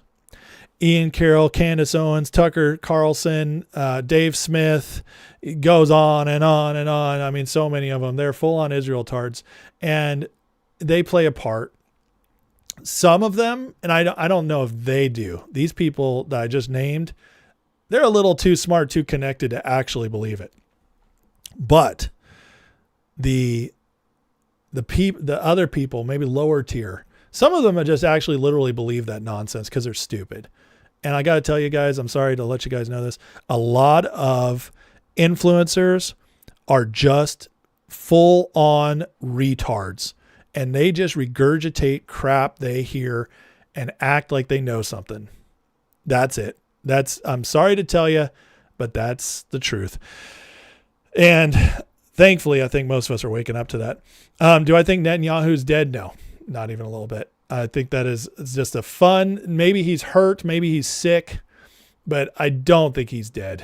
I really don't. If it comes out he is, I'll admit I was wrong and I'll be shocked, but I really don't think so. Trump doesn't seem to act like it even a little bit. But notice who came out this weekend. Okay. And, you'll know them by their fruits, but you also know them by their friends. Tucker had his little grifter army running to him this weekend. And again, you can kind of tell who's in the club, and it's not a good club, and they're not MAGA. They're what I call the FAGA, which I like that. That's been going around. FAGA is fun. The FAGA group is they call themselves America First. And they say they like to throw out that other people aren't true MAGA. These are their code words. America First is their code word for saying we're MAGA adjacent and we're trying to actually ruin Trump. It's to sound even better than MAGA. They're trying to steal it from Trump because they can't use MAGA because Trump owns MAGA. So they have to like say America First as if it sounds better than MAGA. This is, and they tell you everything. Like when Nick Fuentes has his America First hat and it's blue, that tells you all you need to know. MTG, total FAGA, this America First type. Well, she's running out to defend Tucker. If you're noticing Tucker Carlson attacked from literally every direction of the political, it's because they're terrified of him running for president. Let's just laugh at that for a second. This is the Tucker and Massey for president things are so stupid. They're so retarded. It's so funny. Tucker and Massey could never, ever win the presidency. And anybody who thinks so or says that, they either know they're lying or they're literally retarded. Like, and I'm sorry, in Marjorie Taylor Greene's, in her case, I actually think there's a mental issue there, but they don't have the money. They don't have the backing. Do you understand like how expensive it is to become president? Do you understand that not only do you have to get the people behind you, which, by the way, Trump still has 90% approval within MAGA. MAGA is 65% of the Republican Party. In a primary, if Trump says, nah, you're done. As long as Trump is alive, no one can win the primary in the Republican Party unless Trump endorses him. So Tucker, no way. Thomas Massey, that's hilarious. He's about to lose his primary in freaking Kentucky for being a House member, and he's going to be president. These people are so stupid. You guys just like, but they throw out the nonsense because they're trying. This is what desperate people do.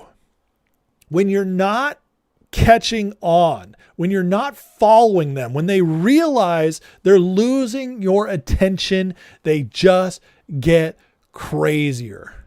Okay. When somebody's giving a boring speech and the crowd, is at the conference and they're all falling asleep. Well, if they pull their pants down and moon the crowd, everybody's going to wake up. That's what they're doing here. They're trying to just get your attention and make you terrified. Oh my God.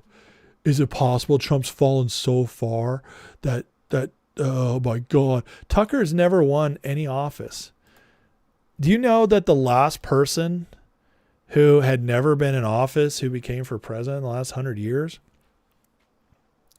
It's Trump. Do you know who did it before him? Any guesses? Yeah, I don't remember either.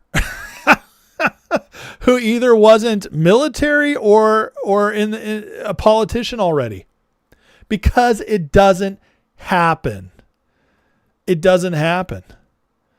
It's just so, it's hilarious to think that these people think that's a threat.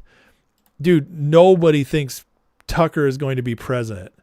That is so stupid. That's why I'm deeply concerned for my friend Tucker and his family. Oh my God. And then, Candace had to weigh in. If they come for Tucker, we ride at dawn. Nothing to say here, guys. We're not doing gulags with these Bolshevik descendants. Bolsheviks? I thought we were all Israelis. I'm sorry. I thought we were. Reagan a bit. No, Reagan was governor of California first. He only governed the biggest state in the nation before he became president. So, it didn't work. But hey, guys, Candace, they're gonna write at dawn, so I don't know if you're scared or not, but so this whole Tucker thing is just nonsense, and again, it's just exposing them. And listen, I went from and those of you who've been here a while, by the way, if you're new, hey, think about liking and subscribing. Everybody, right now, if you don't mind, please hit that like and subscribe if you appreciate the show. Thank you for your attention to this matter. But I went for months, and those who've been here a while know, I didn't know what to think about Tucker because he was pissing me off. He'd do so many stupid things, but then he was still Tucker, and he was still like hanging out with Trump and doing good things too. And so I was like, man, he is just throwing me off. But at this point, guys, after Trump called him out and then he's doubling down on this, it's just more and more obvious. And what's more and more obvious along with him is all the people around him. It's not just these two, it's Ian Carroll. But you see, like Dave Smith's been going nuts about this. You just see they're consolidating, because in war, the more it becomes obvious, the more war breaks out, the more you're losing, the more you have to choose your sides, because as the enemy's losing, they're going to say, oh man, we just lost this, more reinforcements, bring them in, more reinforcements. And so they just they call in everybody. It's all assets deployed time. And that's why we're starting to see all these influencers exposed. David with the $5 super chat. Thank you, David, for that. He asks, do you think Tucker getting fired part of the CIA backstory for Tucker to infiltrate the podcast world and Rogan and rival Rogan in less than 2 years? Is it possible? Yes. Is it likely? That's where I just don't know. Sometimes these things just happen. He was the #1 show on television and trusted by MAGA. So it's completely possible he was fired for the reasons they said he was fired. It is. But it's also completely possible they did this to set him free. 100%. I can't tell you, but all I can tell you is that one way or the other, he is completely acting as an asset for the other side right now. And for those who think he's playing double agent, like for a while, I was open to that idea that maybe Tucker is just somehow playing both sides and he's actually working for Trump and all this. Dude, at this point, how can anybody say that? There's nothing he's doing that's helping MAGA or Trump. Nothing at all. Well, even as I say that, I'm like, well, I guess there's one thing. He's exposing all these other people, but they were already exposed. So I don't think so. I think Tucker was the tip of the iceberg or the tip of the pyramid. That like he was the final one, like the final boss. And now that he's fallen, it's kind of breaking trust in the whole thing. And so, but anyways, and as for Rogan, I know people ask me about Rogan. I just don't think Rogan is a bad guy. I think Rogan is exactly who he says he is, but he's got a much different background than Tucker and how he got up there. Okay. I'm not done. There's more that happened this weekend. Another major thing, actually. But here's what Caputo said real quick. Lindsay responds to Caputo, says, if this is not true, we know the implications or can guess some of them. There's reasons to deny investigations. If it's true, it shows Tucker to be insane. Shameless liar, can't be trusted or believed at all. And what he's saying, could it be true? This is the Mark Caputo. Says, top admin and officials say it's BS. See, because here's Dave Smith joining with Tucker too. And 2 out of 2, I'm told there's no CIA investigation, Carlson. They just politely disagreed. And an addendum for folks saying CIA wouldn't investigate, they would only refer to DOJ. Same answer, no. DOJ, FBI gets lots of citizens request to investigate him, FARA. So we could maybe see something with the FARA law, which Tucker, we'll see. We'll see.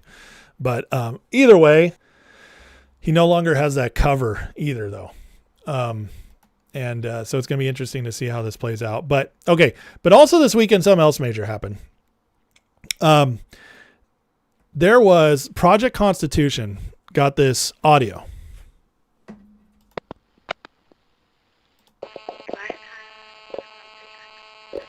This audio is of a woman trying to set up things with Jeffrey Epstein. And they flat out say wiretap audio captures Erica Kirk scheduling underage girls for Epstein. That's an allegation, my friends. That's a straight up allegation. The problem is it's not Erica Kirk. This recording is from when Erica would have been 15 years old. And not only that, it's Haley Robson, who we already know about.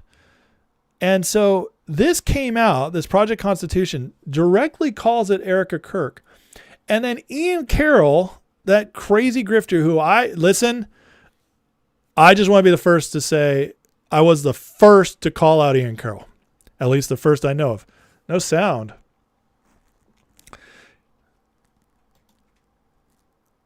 My sound looks good here. Can you guys refresh? As far as I know, I don't have there's no battery. Is everybody not hearing me? Did I dive to everybody?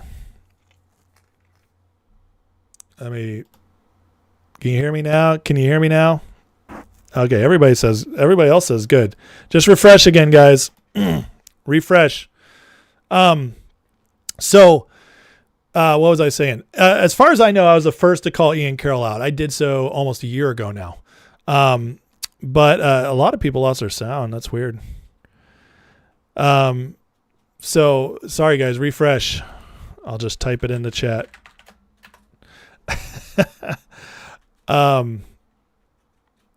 But anyways, what was I going to say? Oh, so Ian Carroll carried this and said it was big. Ian Carroll's got millions of people following him. Okay. Says like this, oh my God, this audio came out of Erica Kirk. Well, turns out guys, they got 9 million views accusing Erica Kirk of being Epstein recruiter, but DOJ records show otherwise. Basic search of Epstein file shows Haley Robson, who said the more you do, the more you get paid.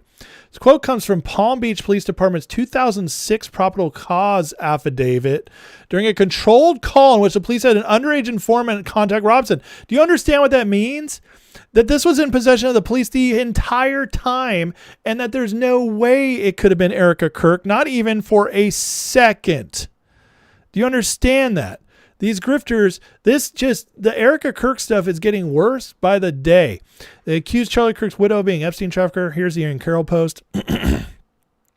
This sure sounds like Erica scheduling girls for Epstein. Well, Ian Carroll quickly found out he done screwed up and tried to cover himself. But thankfully, there are some good people out there calling him out, like Dom Luker here. Actually disgusting, Ian. You pushed that fake audio to millions. You claim Candace Owens verified it's not real, but you want to verify now? People act like you're broke and struggling. You've let clout manipulate you. I disagree with that. I think Ian Carroll is full on a Fed. The guy came out of nowhere. He completely just started doing nonsense out of nothing and spreading stuff, and boom, he's busted, and he's had nothing ever. He's never broken anything original. Not once. So this is great. There's Charlie over Candace. The comments, man. Candace is nuts. I love that. But again, it just shows you how awful these people are, man. They are trying to destroy this person's wife. Here's him trying to cover for himself. Look at this guy. The proposed Erica Kirk audio going around has been defunct. I was definitely not wrong. It'd be wild to watch. The winner again was Candace. Do you see the game they're playing? Look at this guy. Over a tweet from last night. Who takes this guy seriously? This is driving me crazy. It just keeps getting worse down this rabbit hole with these people, man.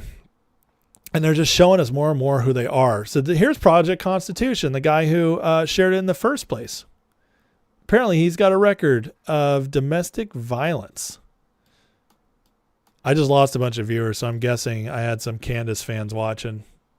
I'm sorry, guys. I know it's hard when you realize that Candace Owens is total fraud. So listen, somebody asked, a Fed, but the Feds are covering up the files, not dissecting them. Dude, Ian Carroll isn't dissecting anything. He is just sharing. Do you understand? The entire point of Ian Carroll is to ruin the Trump administration. That's it. Because if you watch my 30 hours, you want to talk about dissecting the Epstein files? I've done 30 hours of content on the Epstein files. Okay. I know the Epstein files better than Ian Carroll. I know more on my left hand, my left pinky, than Ian Carroll knows about the Epstein files. He is a total tool. And the guy came out of nowhere. Nowhere. You can't find anything about him in his past. He's a ghost. No social media. You're telling me a 33-year-old guy has no social media? Come on. Except X. You can't find his past. And just came out of nowhere and just became this guy who's all of a sudden just, oh man, did my chat die?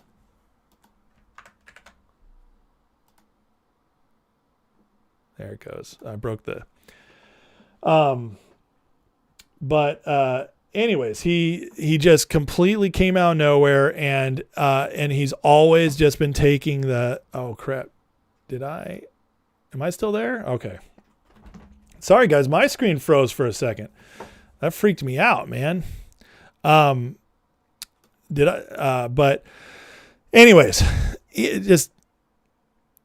Ian is, I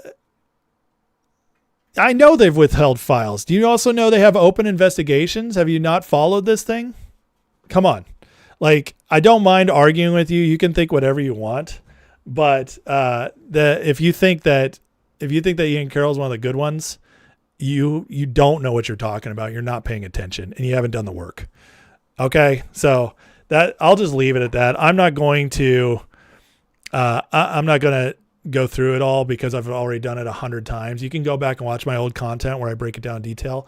But Ian Carroll's a Fed, just like Nick Fuentes is a Fed. The Epstein files are not a hoax, but how they've been used is the hoax. And anybody who thinks that like the Trump administration is hiding the Epstein files when they're the only ones who released anything. Biden had them for 4 years. They released so much. They've exposed so much. Trump was calling out Prince Andrew and Clinton in 2015. Trump called the police department in Florida to bust Epstein in 2006. He started working with the victims' lawyers in 2009. Even the victim's lawyer says he's the only one who worked with them. The victims themselves have all said Trump was never involved. And Trump caught Epstein as soon as he got into office in 2019. So anybody who thinks Trump is connected in any of this, and like for somebody like Ian Carroll to make those insinuations and that they're hiding stuff is like he's either a moron or he's a Fed. And I believe he's a Fed because I tried to research him, and I'm really good at research, man. I deep dove Ian Carroll. I couldn't find anything. There's nothing out there about him. You tell me in today's modern age who gets to be a ghost. It's Fred's, dude. So that's what we're looking at. Okay. And yeah, Feds are bad, bro. So, but, listen, man, you can be an idiot or you can learn, and it's much better to learn. So, you can defend your pizza, bro, or Feds are bad, man. In the context I'm using them, they're bad. Okay. I do believe that, Kash Patel is reforming the FBI, but, in the sense I'm using it, when I say Fed, I mean, he was a creation. I'm not talking circles. I'm talking exactly straightforward, dude. You're just playing a game. And because you're playing a game, being an idiot, you're gone. So bye-bye. Thanks, Eric. My mod took care of you. Listen, man, we can have conversations on here, but I don't play the games with the trolls. All right. If you wanted to actually bring receipts instead of just trying to play games with your words, you could have stayed, but no, you're an idiot. And but that's okay. You can go hang out with Ian in his mother's basement. His YouTube channel has been failing quite a bunch lately anyways. Another person getting exposed is Thomas Massey, which it just keeps getting worse for him. And Carrie Prejean. Do you see how they all work together? Carrie Prejean, she leaves. the Trump administration, she says it's like all this, it's all controlled by Israel. As soon as I said Israel, I'm kicked off, even though she's a Muslim sympathizer and every other Christian got to stay there.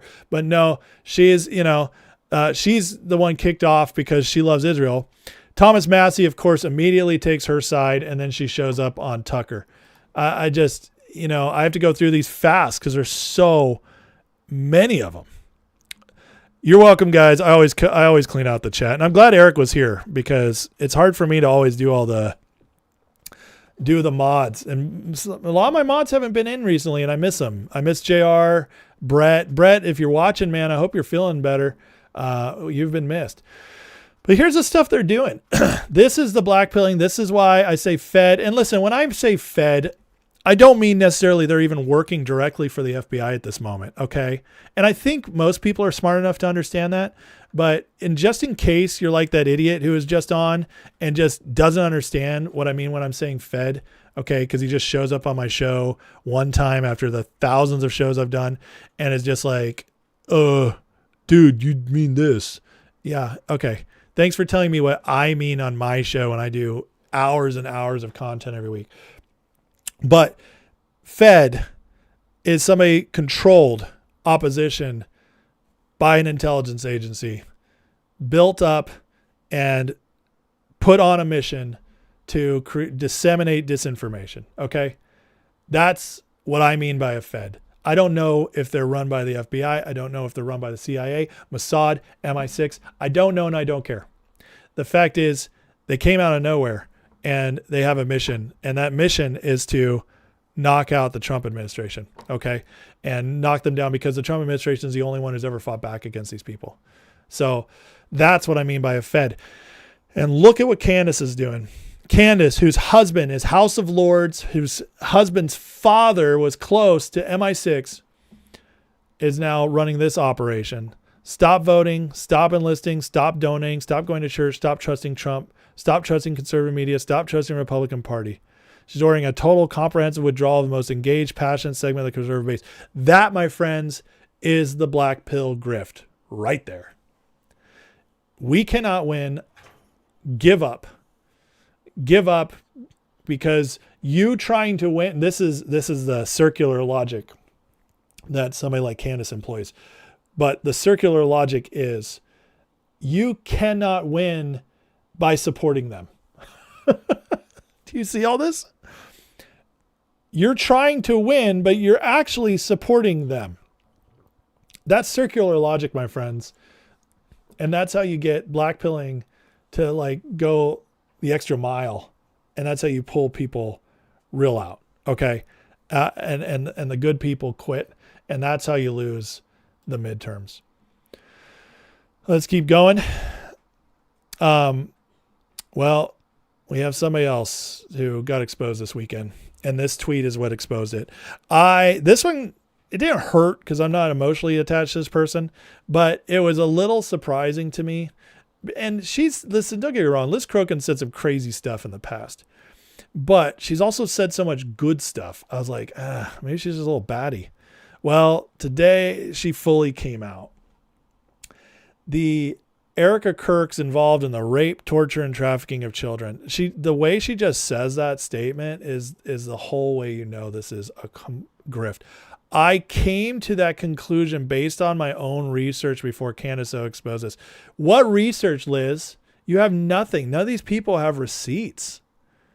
None of them have receipts. Everyone trying to get the cover of us can F off. Okay, and then Brian Cates thankfully has a great breakdown on this. Candace is about 5 minutes from directly claiming Trump was involved in killing Charlie so he and Bibi could start a forever war. Yep.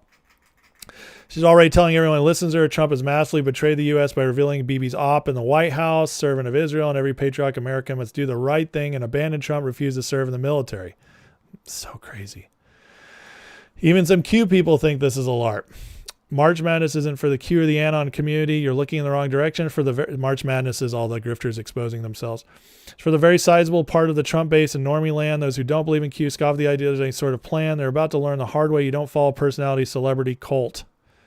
They go to all the right events, seen with the right people. You're told you can trust them no matter what it is they wind up saying. Should you believe what you're told? Why or why not? This is It's crazy, man. She is gone wild. And thankfully, Brendan Dilley got some receipts. See, this is the receipts you look for.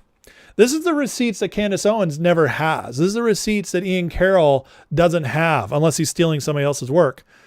This is the receipts that Liz Crokin doesn't have when she made her accusation.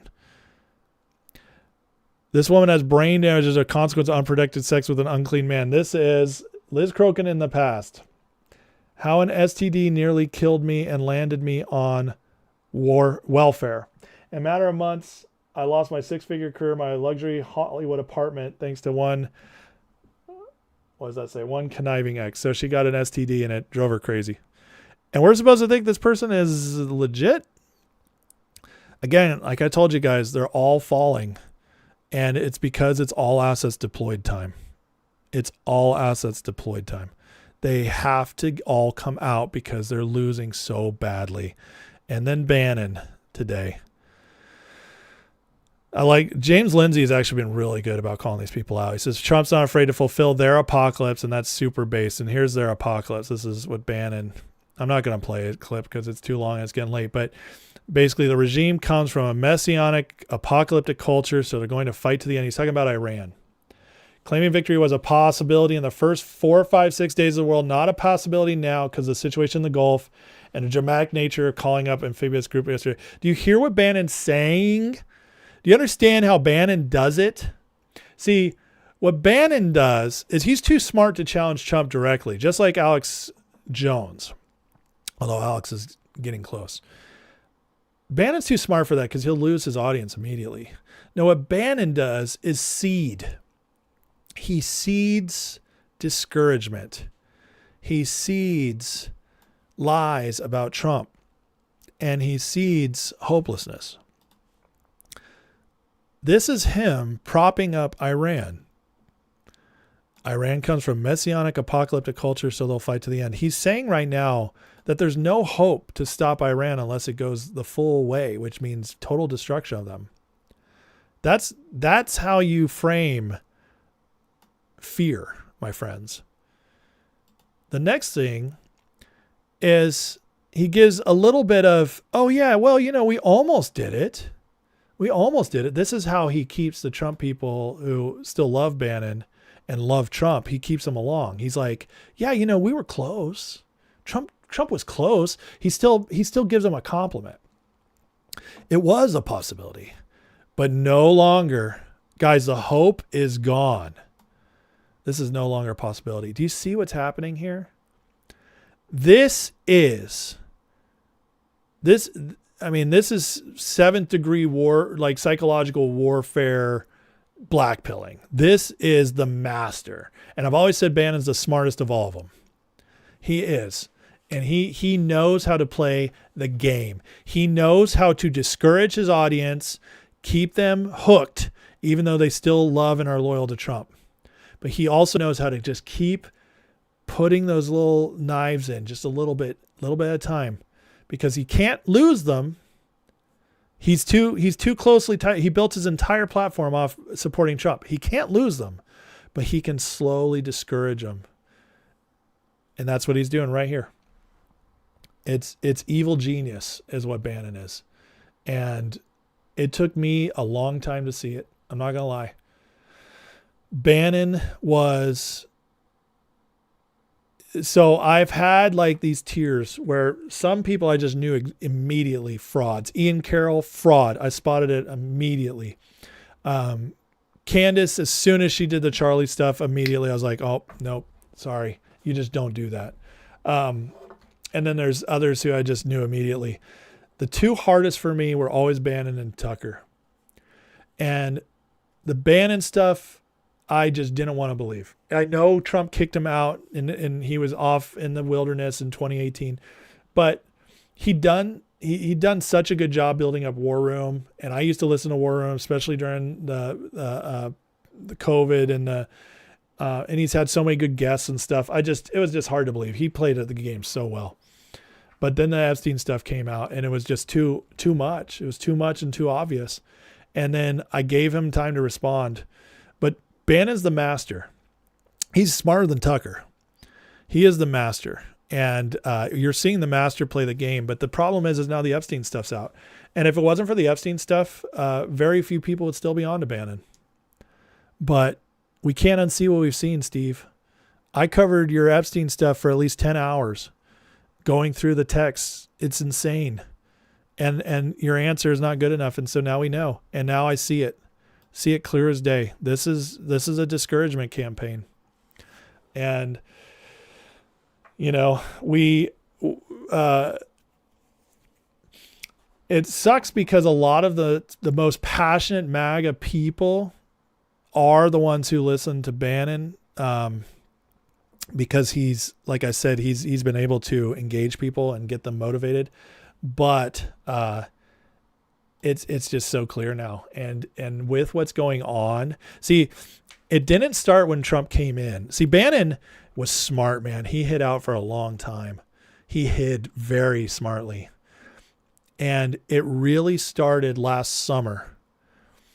And this is why Trump called the Epstein files a hoax, because the way they were used. Well, Bannon started allowing that stuff to seed in. Started being like, oh, you know, like didn't attack Trump, but started attacking his people. Started saying Trump's listening to the wrong consultants. Then he had Rich Barris going out there and his minions going out there. Posobiec, Barris, Mitchell, Barnes, just all these people going out there just seeding their discouragement. They're never fully attacking Trump, but always making it sound like Trump's listening to the wrong people. What's going on here? This is not what we voted for. And Bannon was always the smart one, playing it the most measured. He'd let them do the big talking. And Bannon would be like, yeah, you know, but we'll always still trust the president. We support, and like sound like that. But it's a campaign. And he's going further and further down this rabbit hole. And you can just see it more every day. That's another.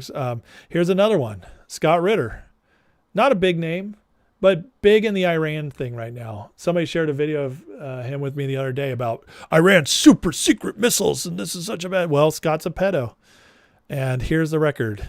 Not just accused, actually convicted. So I'll just move on quick from that one. Here's Alex Jones.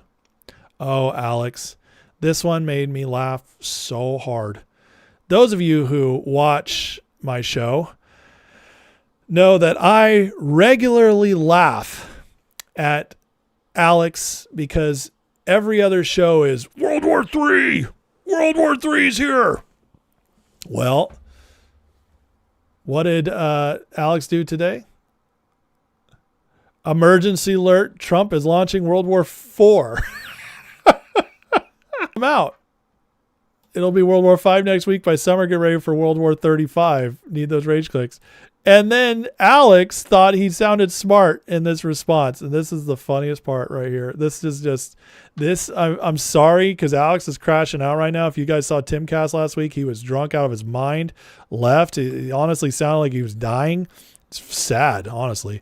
But Alex, thinking he sounded smart in this response, says, unfortunately, you don't even understand Pentagon doctrine. The U.S. military-industrial complex is calling the current wars we're in World War IV. Rumsfeld, Cheney, Woolsey, everybody who calls the Cold War World War III, get educated. Yeah, get educated. Well, Alex, if they've been calling the Cold War World War III all this time, why do you keep saying we're about to go into World War III for months and months and months? I mean, you can't make this stuff up, guys. You cannot make this stuff up. This guy is just crashing out. And it's just showing more and more how he's just gone too. He's completely gone. And Alex is gone. I don't know if Alex is controlled or if Alex is just a grifter for his own riches. But I will say this is his show tonight. Trump declares war on the MAGA base. I mean, really? This is what you're doing now, Alex? All these guys, I mean, again and again and again, it's all of them. It's like, how many of them? And now, again, I could give you a list of those I think are either middle of the road or at least honest, whether I agree with them or not. I could give you a list. And, you know, there's only a few I actually trust who are really getting the situation. And that's Tom Luongo. Again, I'll have him here on Wednesday.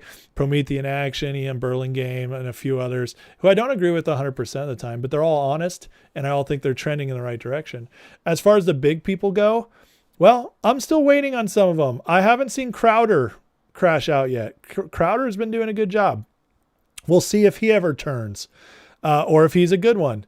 I haven't seen Glenn Beck crash out. So there's a few who are still seem to be actually weighing things correctly. Bill O'Reilly, that one actually kind of shocked me. O'Reilly's been really defending this in a good way. But also, none of those guys were really ever like influencers. They just did shows. Even Crowder, he's he just does a comedy news show. He never was like influencer land. He never was a part of it. Plus, he came from Canada, so maybe that's part of it. But I'm watching very carefully. But Linda Guy says, give us a list of the ones to avoid. That's what I've been doing tonight. All these people are ones to avoid.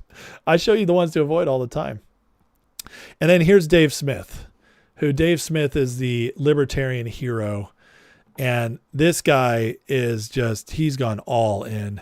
But as somebody found from Right Angle News Network, made this video, Dave Smith viral post in which he justifies the Islamist attacks on America shows roughly 90 to 94% of the accounts reposting are foreign or Islamist accounts. And guys, that's kind of all you need to know. It's like, now I work in marketing. I know exactly who I know exactly how the bot world works, how you can prop up your stuff with money. The reason you can tell I don't do it is because I don't have a big show. I don't have the money. It takes a lot of money. It's expensive. In my 3 years running this show, I ran one ad campaign ever for $50. It got me like 20 followers and, 100 views on a video. That's it for $50. I don't have the money to keep pouring into that. That's ridiculous. So I don't do it. It's all organic all the time, this show. And you get a big following one or two ways. You get something that blows up, or people, or you pay for it. Those are I said 2 ways. It's 3 ways. Somebody promoting you, you pay for it, or you just create something that absolutely blows up. We're finding out most of these people are bought and paid for. Their followings are fake. Candace got rugged bad the other day on her. I covered it when her bots, she got the wrong bots on her channel, just exposing that. But this is, we're just starting to see more of this, guys. It's crazy, but they pay. See, the thing is they pay for that influence. It looks good. And then people automatically think they're trustworthy based on their followers. And so they grow from that. And that, my friends, that's how people come out of nowhere. Sorry to tell you it's true. If you come out of nowhere, Ian Carroll, Nick Fuentes, if you come out of nowhere and you didn't do something crazy that became viral, then you're paid for. Somebody's behind you. And somebody's buying those views to prop you up. It's the only way it happens. Trust me, I know exactly how this game is played. And that's how I know with a lot of these people. Somebody like Candace, she built her way up by grifting alongside people. Her grift was working her way into the MAGA movement in 2017 as a black woman who was all MAGA. And they were desperate to prop her up. That's how she made her way. Nick Fuentes, Ian Carroll came out of nowhere. There's money behind them. I don't know who, but there's obviously money behind them. Alex Jones grinded. He did it the hard way. He built his own thing. He's been doing this for 30 years. Listen, props to Alex for the way he did it. But at some point, Bannon grifted on the backs of others. Took over Breitbart after Andrew Breitbart, ran some schemes before that. Had a lot of money behind him because of Breitbart and his connections. Obviously, Epstein was a connection for him. So, you can find a lot. You can learn a lot by how these people get moved up and by who's following them. And now, thanks to X telling us where all these accounts are based, you can even see that in real time. So pretty crazy stuff. And then the last thing I want to do on this is show you this. Now, I have a lot of thoughts on this post by Trump as he's calling out grifters. But I will tell you, I don't like Mark Levin. I'll just say that right now. Okay, can we make that clear? Trump touting Mark Levin. Listen, I don't love it. I rarely disagree with Trump. This is one of my disagreements. I would not be supporting Mark Levin. But Trump makes a good point in this, and that's what I want to get to. And I also want to get to the point that, like, I don't like Mark Levin. I think he's awful. And I think he's a moron when it comes to, he's a full-on neocon, full-on Israel tard in the positive way. There's the positive Israel tards who love Israel, and there's the negative Israel tards who hate Israel. Remember, the truth's in the middle. But Mark Levin is full-on but Trump has a reason for doing this. And personally, I don't think Trump loves Mark Levin either. But Trump always has a reason for this stuff. And in this post, he says, whoops, I just screwed that up. Mark Levin, truly great American patriot, somewhat under siege by other people with less intellect, capability, and love for our country. Let me jump down here. This is where he's calling him out. He's a true conservative, intellect, far smart, which, by the way, Mark Levin is very smart. He's definitely smarter than these grifters. Than those who criticize him, but above all, is a man of great, blah, blah, blah. I don't want to go there. When you hear others unfairly attack Mark, remember they are jealous and angry human beings who sway. This is where we get to the good stuff. Who sway as much less than the public understands and will, now that they know where I stand, rapidly diminish. You hear that? Trump is flat out calling that the grifters, and it also is the key to this post. He's using Mark Levin to weed out the grifters. Let me read that line right there. And will, now that they know where I stand, rapidly diminish. In other words, he's putting this out there to tell MAGA, I don't trust anybody who's disagreeing with Mark Levin. He's not saying Mark Levin's good, and he's not saying everything Mark Levin says is good. But what he's saying is, these people, this is a keystone. I'm giving you a keystone right now where you can tell them in this moment, because what this does is it's going to enrage all the people. And he's using Mark Levin to do it. I don't know why. Trump, I guess maybe because Trump knows Mark Levin is one of those who everybody will definitely fight about. But this is Trump saying, watch and see what happens. And these people will diminish. Trump's on. He's taking out the influencers right now. They are not MAGA. I am. You get that? I am. He's like, I tell you what MAGA is. And MAGA includes not allowing Iran, a sick, demented, violent terrorist regime, to have a nuclear weapon to blow up the United States of America, Middle East, and the rest of the world. MAGA is about stopping them cold and what they're doing. Now, right there, he's telling you the part about Mark Levin that is the real divider. He didn't say anything about Israel. He didn't say anything about forever wars. He said Iran is the issue. So he's using Mark Levin and the Iran issue as the divider. And guys, it's working. And obviously Trump doesn't mean you can't have disagreements. He means the whole influencer game. And this game is getting sicker by the day, guys. The way, like, they're going after Erica. I mean, all this other stuff. But Trump, you realize why Trump truths this? Some people think it's just for his ego. It's not. Every time he puts a truth out, it's for our sake. He's messaging. Some people ask me, why does Q not post anymore? I saw somebody in here say that. I think one of the reasons is Q doesn't need to post anymore. Because in the first administration, a lot more had to be behind the scenes. Trump is just outright telling us stuff now. And I just don't think you need it anymore. I really don't. All right. I have a few other things I want to go through that are just quick hits, and then we'll get out of here. But before I do, guys, I do want to get back into the chat because I've been neglecting you guys and I want to catch up with you. But listen, I appreciate you guys for watching and supporting the channel. Please hit that like. Please hit that subscribe.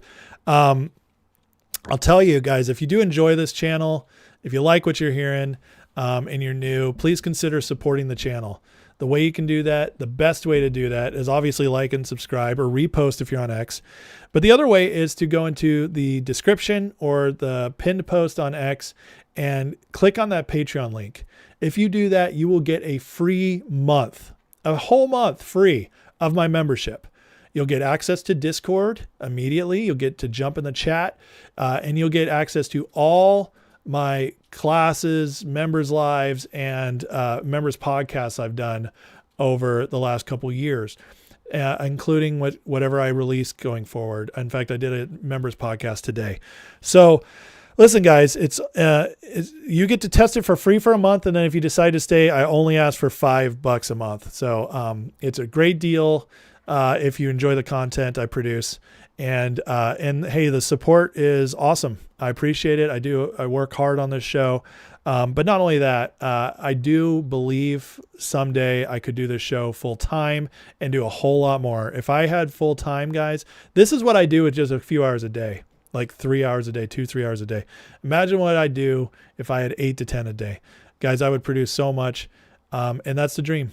And so the only way I get there though, is by your support. And then, obviously, if YouTube blows me up to 1 million views, which I don't expect to happen anytime soon. So, but anyways, don't feel responsibility for my dream. That's not what I'm saying. But if you want to support the show, get more content. That's why you actually get something out of supporting. I don't ask for freebies. I produce for the members. So I appreciate that. Okay, let me say hey to peeps in here, and then we'll move on to the last couple things. People having, I will say, I just saw somebody's worried their texts are being deleted. Nobody can delete a message. Well, actually we could, but it shows you. But, guys, YouTube does automatically delete messages, and I'm sorry for that. I can't control it. They run a tight ship on YouTube, and it's a censored regime, but it's gotten better. But it still does kick stuff out. So Tammy says I'd mail $5 but not support YouTube. I'm not asking you to support YouTube. You actually join my Patreon channel and you pay me through Patreon. So that's where the link takes you. All right. Thank you, Kev. I appreciate it. He says, baby. Oh my God. Seth says I never got into Q. Came to the same conclusion. So there you go. See, it's that's all that matters. It's the conclusions what matter. Let's see here. I owe belated birthday wishes to you in the chat. Well, happy birthday. Patience. Final act is yet to be. Oh, we got a lot to go. Let's see. Trish says Steven Crowder and company, Barry Cunningham, you trust implicitly. I believe they are good.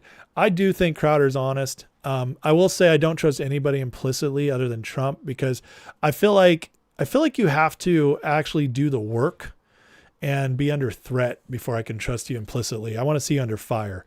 Crowder is a great entertainer. He does great work. I do trust him. But again, when it comes to people online, you gotta be very careful about trusting implicitly. But I do agree. I do understand what you're saying, Trish, and I mostly agree. Taya says, I think Benny's starting to know that we can tell he clickbaits. Yes, Benny Johnson is a clickbaiter. I don't know what to think about Benny Johnson, to be honest. I think at the best, I don't think Benny's necessarily bad. I just think he's probably just out for himself. And that's okay. If being out for himself leads him in the right direction, it's like Paul writes in the Bible, like, what do I care if they're preaching out of selfish ambition as long as Christ is still being proclaimed? So, as long as he's on the right side, he's fine. Starseed said, my number one rule to know is working for the dark side if they're a black pillar. Bro, I already said that, but good job. I said that before you came on, must have, but. Rumdog says Glenn Beck said it best this morning when he said Dems are unified even on losing issues. That's 100% true. And Trump has said the same thing. So Yep. All right. Let's see. Again. They took a super chat from you? I'm sorry. I don't know. Well, YouTube, yeah, if you do a super chat on here, it'll charge you. YouTube will charge you. And listen, guys, I really appreciate everything you guys support me with. Super chats, whatever. But the best way to support me is Patreon. They take less of a percentage. And that way you can just lock in. You can be a member. You can join the greatest community online. Out of all the members, we have a great time in the Patreon, in the Discord. And it's really fun in there. And it's only $5 a month. And it's like, it's less than a cup of coffee nowadays. And you get access to all this stuff. Plus you get to be part of a community. So I know Benny drives me nuts. I can't watch him either. He's too goofy. He's too fake. I just, like I said, I'm glad if he's on the right team. He rubs me the wrong way. Okay, let's go through a couple things here. Big news, one-offs that are very important. Antifa cell in Texas, 9 of them found guilty. This is the first time Antifa has been found guilty. First terrorism trial against Antifa in U.S. history. A precedent was set. So now, guys, we can go after Antifa. This is huge. And again, a major win for Kash Patel's FBI, and will have consequences going forward that are good for all of us. Next thing here, John Solomon doing great work, saying that tomorrow we hit the go button, release classified information about how China infiltrated our voter data in 2020. I usually would play John, but I'm going really late tonight, so I'm going to skip his clip. But it says, remarkably, I've been able to get good documents from Biden-era intelligence officials. They've been more cooperative. Sadly, we don't have a significant amount of transparency with Trump intel agencies or White House yet. I hope this changes before we hit the go button tomorrow. Again, I think Solomon's one of the best guys out there. And I would say that if they're holding stuff back, it's because Tulsi Gabbard's building her own case. And that's what I'll say to that. But again, Solomon's going to keep releasing stuff, and it should be good. I think all that election stuff's coming to a head real soon. Trump today said this about the Fed, which should get all these Fed haters, myself included, very excited. In building, what I do best in life is build. I build buildings really well and under budget and ahead of schedule. That's what I do. Unlike the Fed building, which is going to cost billions of dollars. It may never open. I mean, right now, we have a wonderful Kevin, a wonderful new head of the Fed coming in. I don't know if he'll ever be able to occupy this Did you hear what he said? Complex that was destroyed by Jerome Too Late Powell. I call him too late because he's always too late with interest. Should cut interest rates. He should cut them right now. They should have a special meeting. What's a better time to cut interest rates than now? A third grade student would know that. There's some interesting stuff, and some are speculating that Trump's saying like the Fed might not come back. So the Fed may be shutting down. To me, it sounded like he was talking about the Fed building, but again, people read into this what they will, but I do believe Trump eventually wants to end the Fed. And I actually think Kevin Warsh is the guy he has brought in to completely, to eventually bring about the end of the Fed, which has to be done by Congress. So it's going to be tough to do. But Kevin Warsh is, I believe, is such a reformist that he's going to change the Fed so much that it could lead to the end of the Fed. But it's interesting how Trump does talk about this stuff. Okay, I do want to play this clip. Now, okay, guys, you guys know my whole thesis on all of this. Iran, everything, is that this all comes back to the City of London. And yeah, Moody, you're right. Susie Wiles does have breast cancer. That came out today too, guys. So we all need to pray for Susie, who, despite a lot of that's been brought out about her, she's actually done an incredible job for President Trump and our country. But anyways, I believe this all goes back to the British Empire's quote unquote City of London. And the City of London is the financial center of the world. It is the leftovers of the original British Empire. And they no longer are physically in London, physically in UK, even though there is a city of London physically in London. It's a square mile, has its own laws, just like the Vatican does in Rome. But these people who are part of it are spread out all over, mostly Europe. They're all over the place. And that's why they control the EU fully and so on and so forth. And it all comes back to them. And it took me years to wake up to this. It's just years of going down deep research rabbit holes, coming up to dead ends after dead end over and over again. And then finally it clicked when the City of London, when I came onto that. And once you see it, you can't unsee it. Their hands are in everything and they just seem to be everywhere. Well, Brian Cates says a lot of people don't think the British Empire exists anymore. But City of London's done all kinds of dick moves to assert its authority over Canada, Australia, New Zealand, and others. Crown didn't even bother holding another fake election in Canada. Trudeau. But here's what I want you guys to listen to.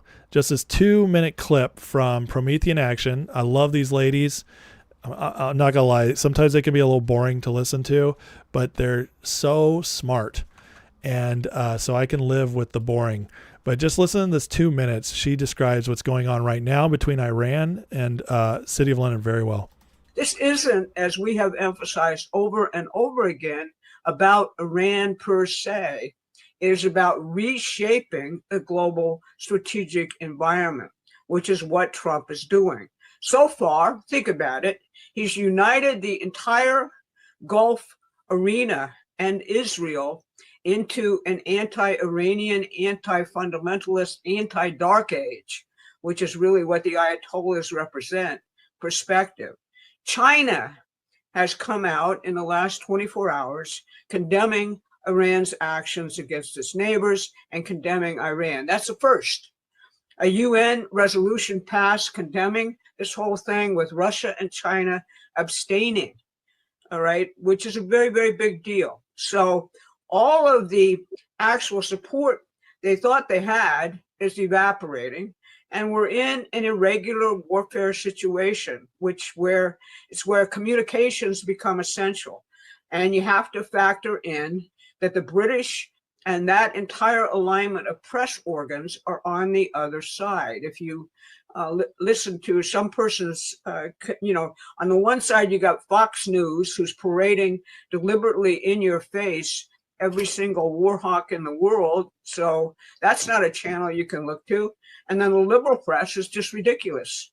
They might as well be a propaganda organ for Iran. So that's where I think the war stands. And at the same time, the war itself has driven off the front pages a huge development here in the United States concerning 10 years of treason against the President of the United States coming from our intelligence community. You might think that you know this already, but I'm going to tell you right now, you really don't. And we'll get into this a little bit later as we get into the broadcast. So that's where I would like to actually end the. So good. If you're not listening to those ladies, what are you doing? Go listen to them. I actually think their best stuff is when they go do interviews on other places, because when they do their videos, they're actually a little scripted. So I just don't think they're the best quality, but they are always very interesting and knowledgeable. And then this broke it down really well too. And I just wanted to show you guys this post right here. But breaking down Iran, because it's just so important to understand this stuff. But Iran is not an insolvent pariah state. Iran's a primary source of unhedged liquidity for the shadow banking system. London is the hub. Tehran's the offshore battery. IRGC energy credits are not sold. They're swapped for Vostro credits and the mid-tier Omani banks. These credits get bundled into collateralized synthetic obligations. They hit the London repo desk as high-quality collateral to back short-term loans. Without this 24/7 inflow of dark energy-packed paper, City of London's leverage ratios collapse. I'm not going to read the rest of it because you can tell it's long here, but here's the point. Trump is in Iran not just because of nukes. That, my friends, is just the easy answer to get us in. Now, it's all about City of London. This is their financial place. They've been in there since 1913 or 1918. I can't remember the exact one. I think it's 1913. Remember Lawrence of Arabia? Yep. That's actually part of the story of London getting its hands into Persia at the time. And then later became Iran thanks to Hitler, because they wanted to celebrate Aryan, which is Hitler's Übermensch, superhuman, Austrian, blue-eyed, blonde-haired. The Superman is Aryan, and Iran means Aryan. So that's just been a dark chapter in Persia's history for the last 100+ years. And Trump's undoing that. He's undoing that. And you can see how they've been running their money from it. And again, I'll remind those who are watching at the beginning, the City of London, this is the first war since World War II, after World War II, that the UK has not joined with us in and supported us in. How crazy is that? And now you know why. This is bringing down the system. And Trump's trying to tell us.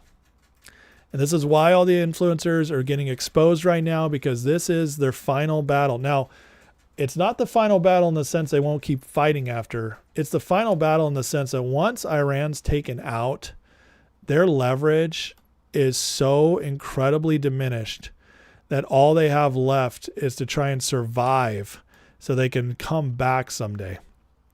And that's it. But their empire as it is now is gone once Iran's gone. And the rest of the fight will be eliminating them completely.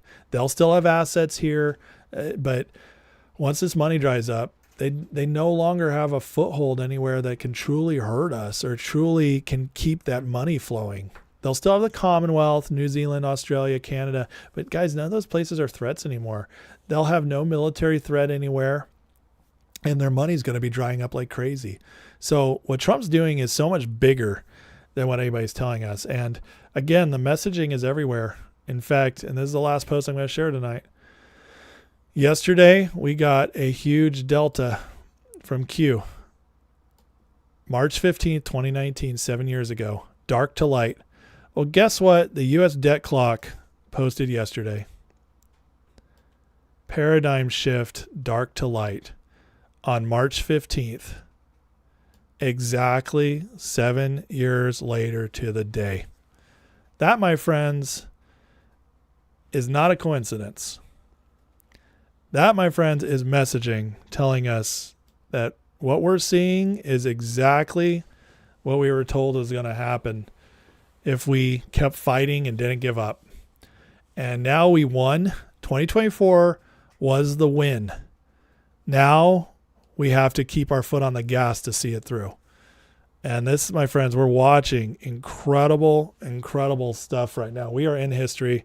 We are winning, and we are going to win all of this and get the best. Best is yet to come. Let me just put it that way. We're seeing the end game. This is the end game. And you wonder why they're going all out to try to ruin Trump over Iran. Well, now you know. Now you know. Because once you see this, guys, you cannot unsee it. 7 years to the day. That's wild. That's absolutely wild. So something's going on. And by the way, why the debt clock? Because, guys, that's exactly about the financial system, which is what this war really is. So pretty crazy stuff. So anyways, listen, love you guys. Please like, please subscribe if you enjoyed the show tonight. Really appreciate it. Hit that hype button if you got it. So tomorrow I'll break this up into clips so you don't have to watch the full 2.5 hours if you miss some, or you can go back and watch the whole thing, which is great for my channel. I do appreciate that too. Listen, Rumdog asks, is that some of the dark money backing illegal short sellers you mean here? I would 100% believe it is, because they fully manipulate the markets. So Starcy says the sound's been perfect the entire show. Well, that's good to know. I don't know why they were messing with me earlier than on some of the streams.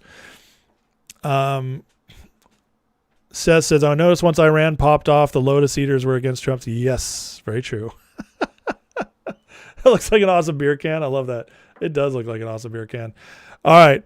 Love you guys. I'm going to pray and head out. So please like and subscribe. And then let's end in a prayer, because that's how we got here. And that's the only thing that's going to carry us through. God gave us a miracle, and we need to keep acknowledging it. Keep praying for our president that everything gets done. So, Father, thank you for today. God bless everybody watching. I thank you so much for all these amazing people, Lord, and their support and their desire, God. They're patriots, and they want to see this country, this world get better. So I thank you for that, Lord. I thank you for their thirst for knowledge. Bless each and every one of them, Father, and bless our president, bless his team, everybody around him, God, fighting the good fight. Bless them with protection in Jesus' name. Protect them from the schemes of the enemy. God, give them wisdom to solve impossible problems and the boldness to do what's right in every situation. In Jesus' name we pray this. Pray for peace, prosperity, and justice to come back to our nation like never before, that we could truly see the golden age that I believe has been promised to us. And Father, bless everybody here with whatever their needs are. Health, God, needs to be met, financial needs, relational needs, whatever it is. Be with them, guide them, and let them feel your presence. In Jesus' name, amen. Love you guys. Have a blessed night, and I will see you all tomorrow. Take care.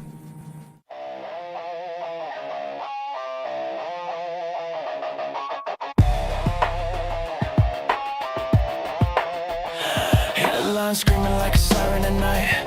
Red and blue shouting, nobody's right. Smoke in the streets, truth under attack. Everybody's loud, nobody's got facts. Feeds keep scrolling, nerves stay tight. Matchsticks flicked in the dead of night. They sell fear, cheap package the lies, while the clock keeps ticking, empires on fire.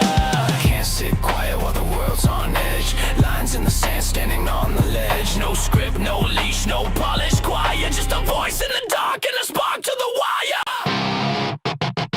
This is and I'll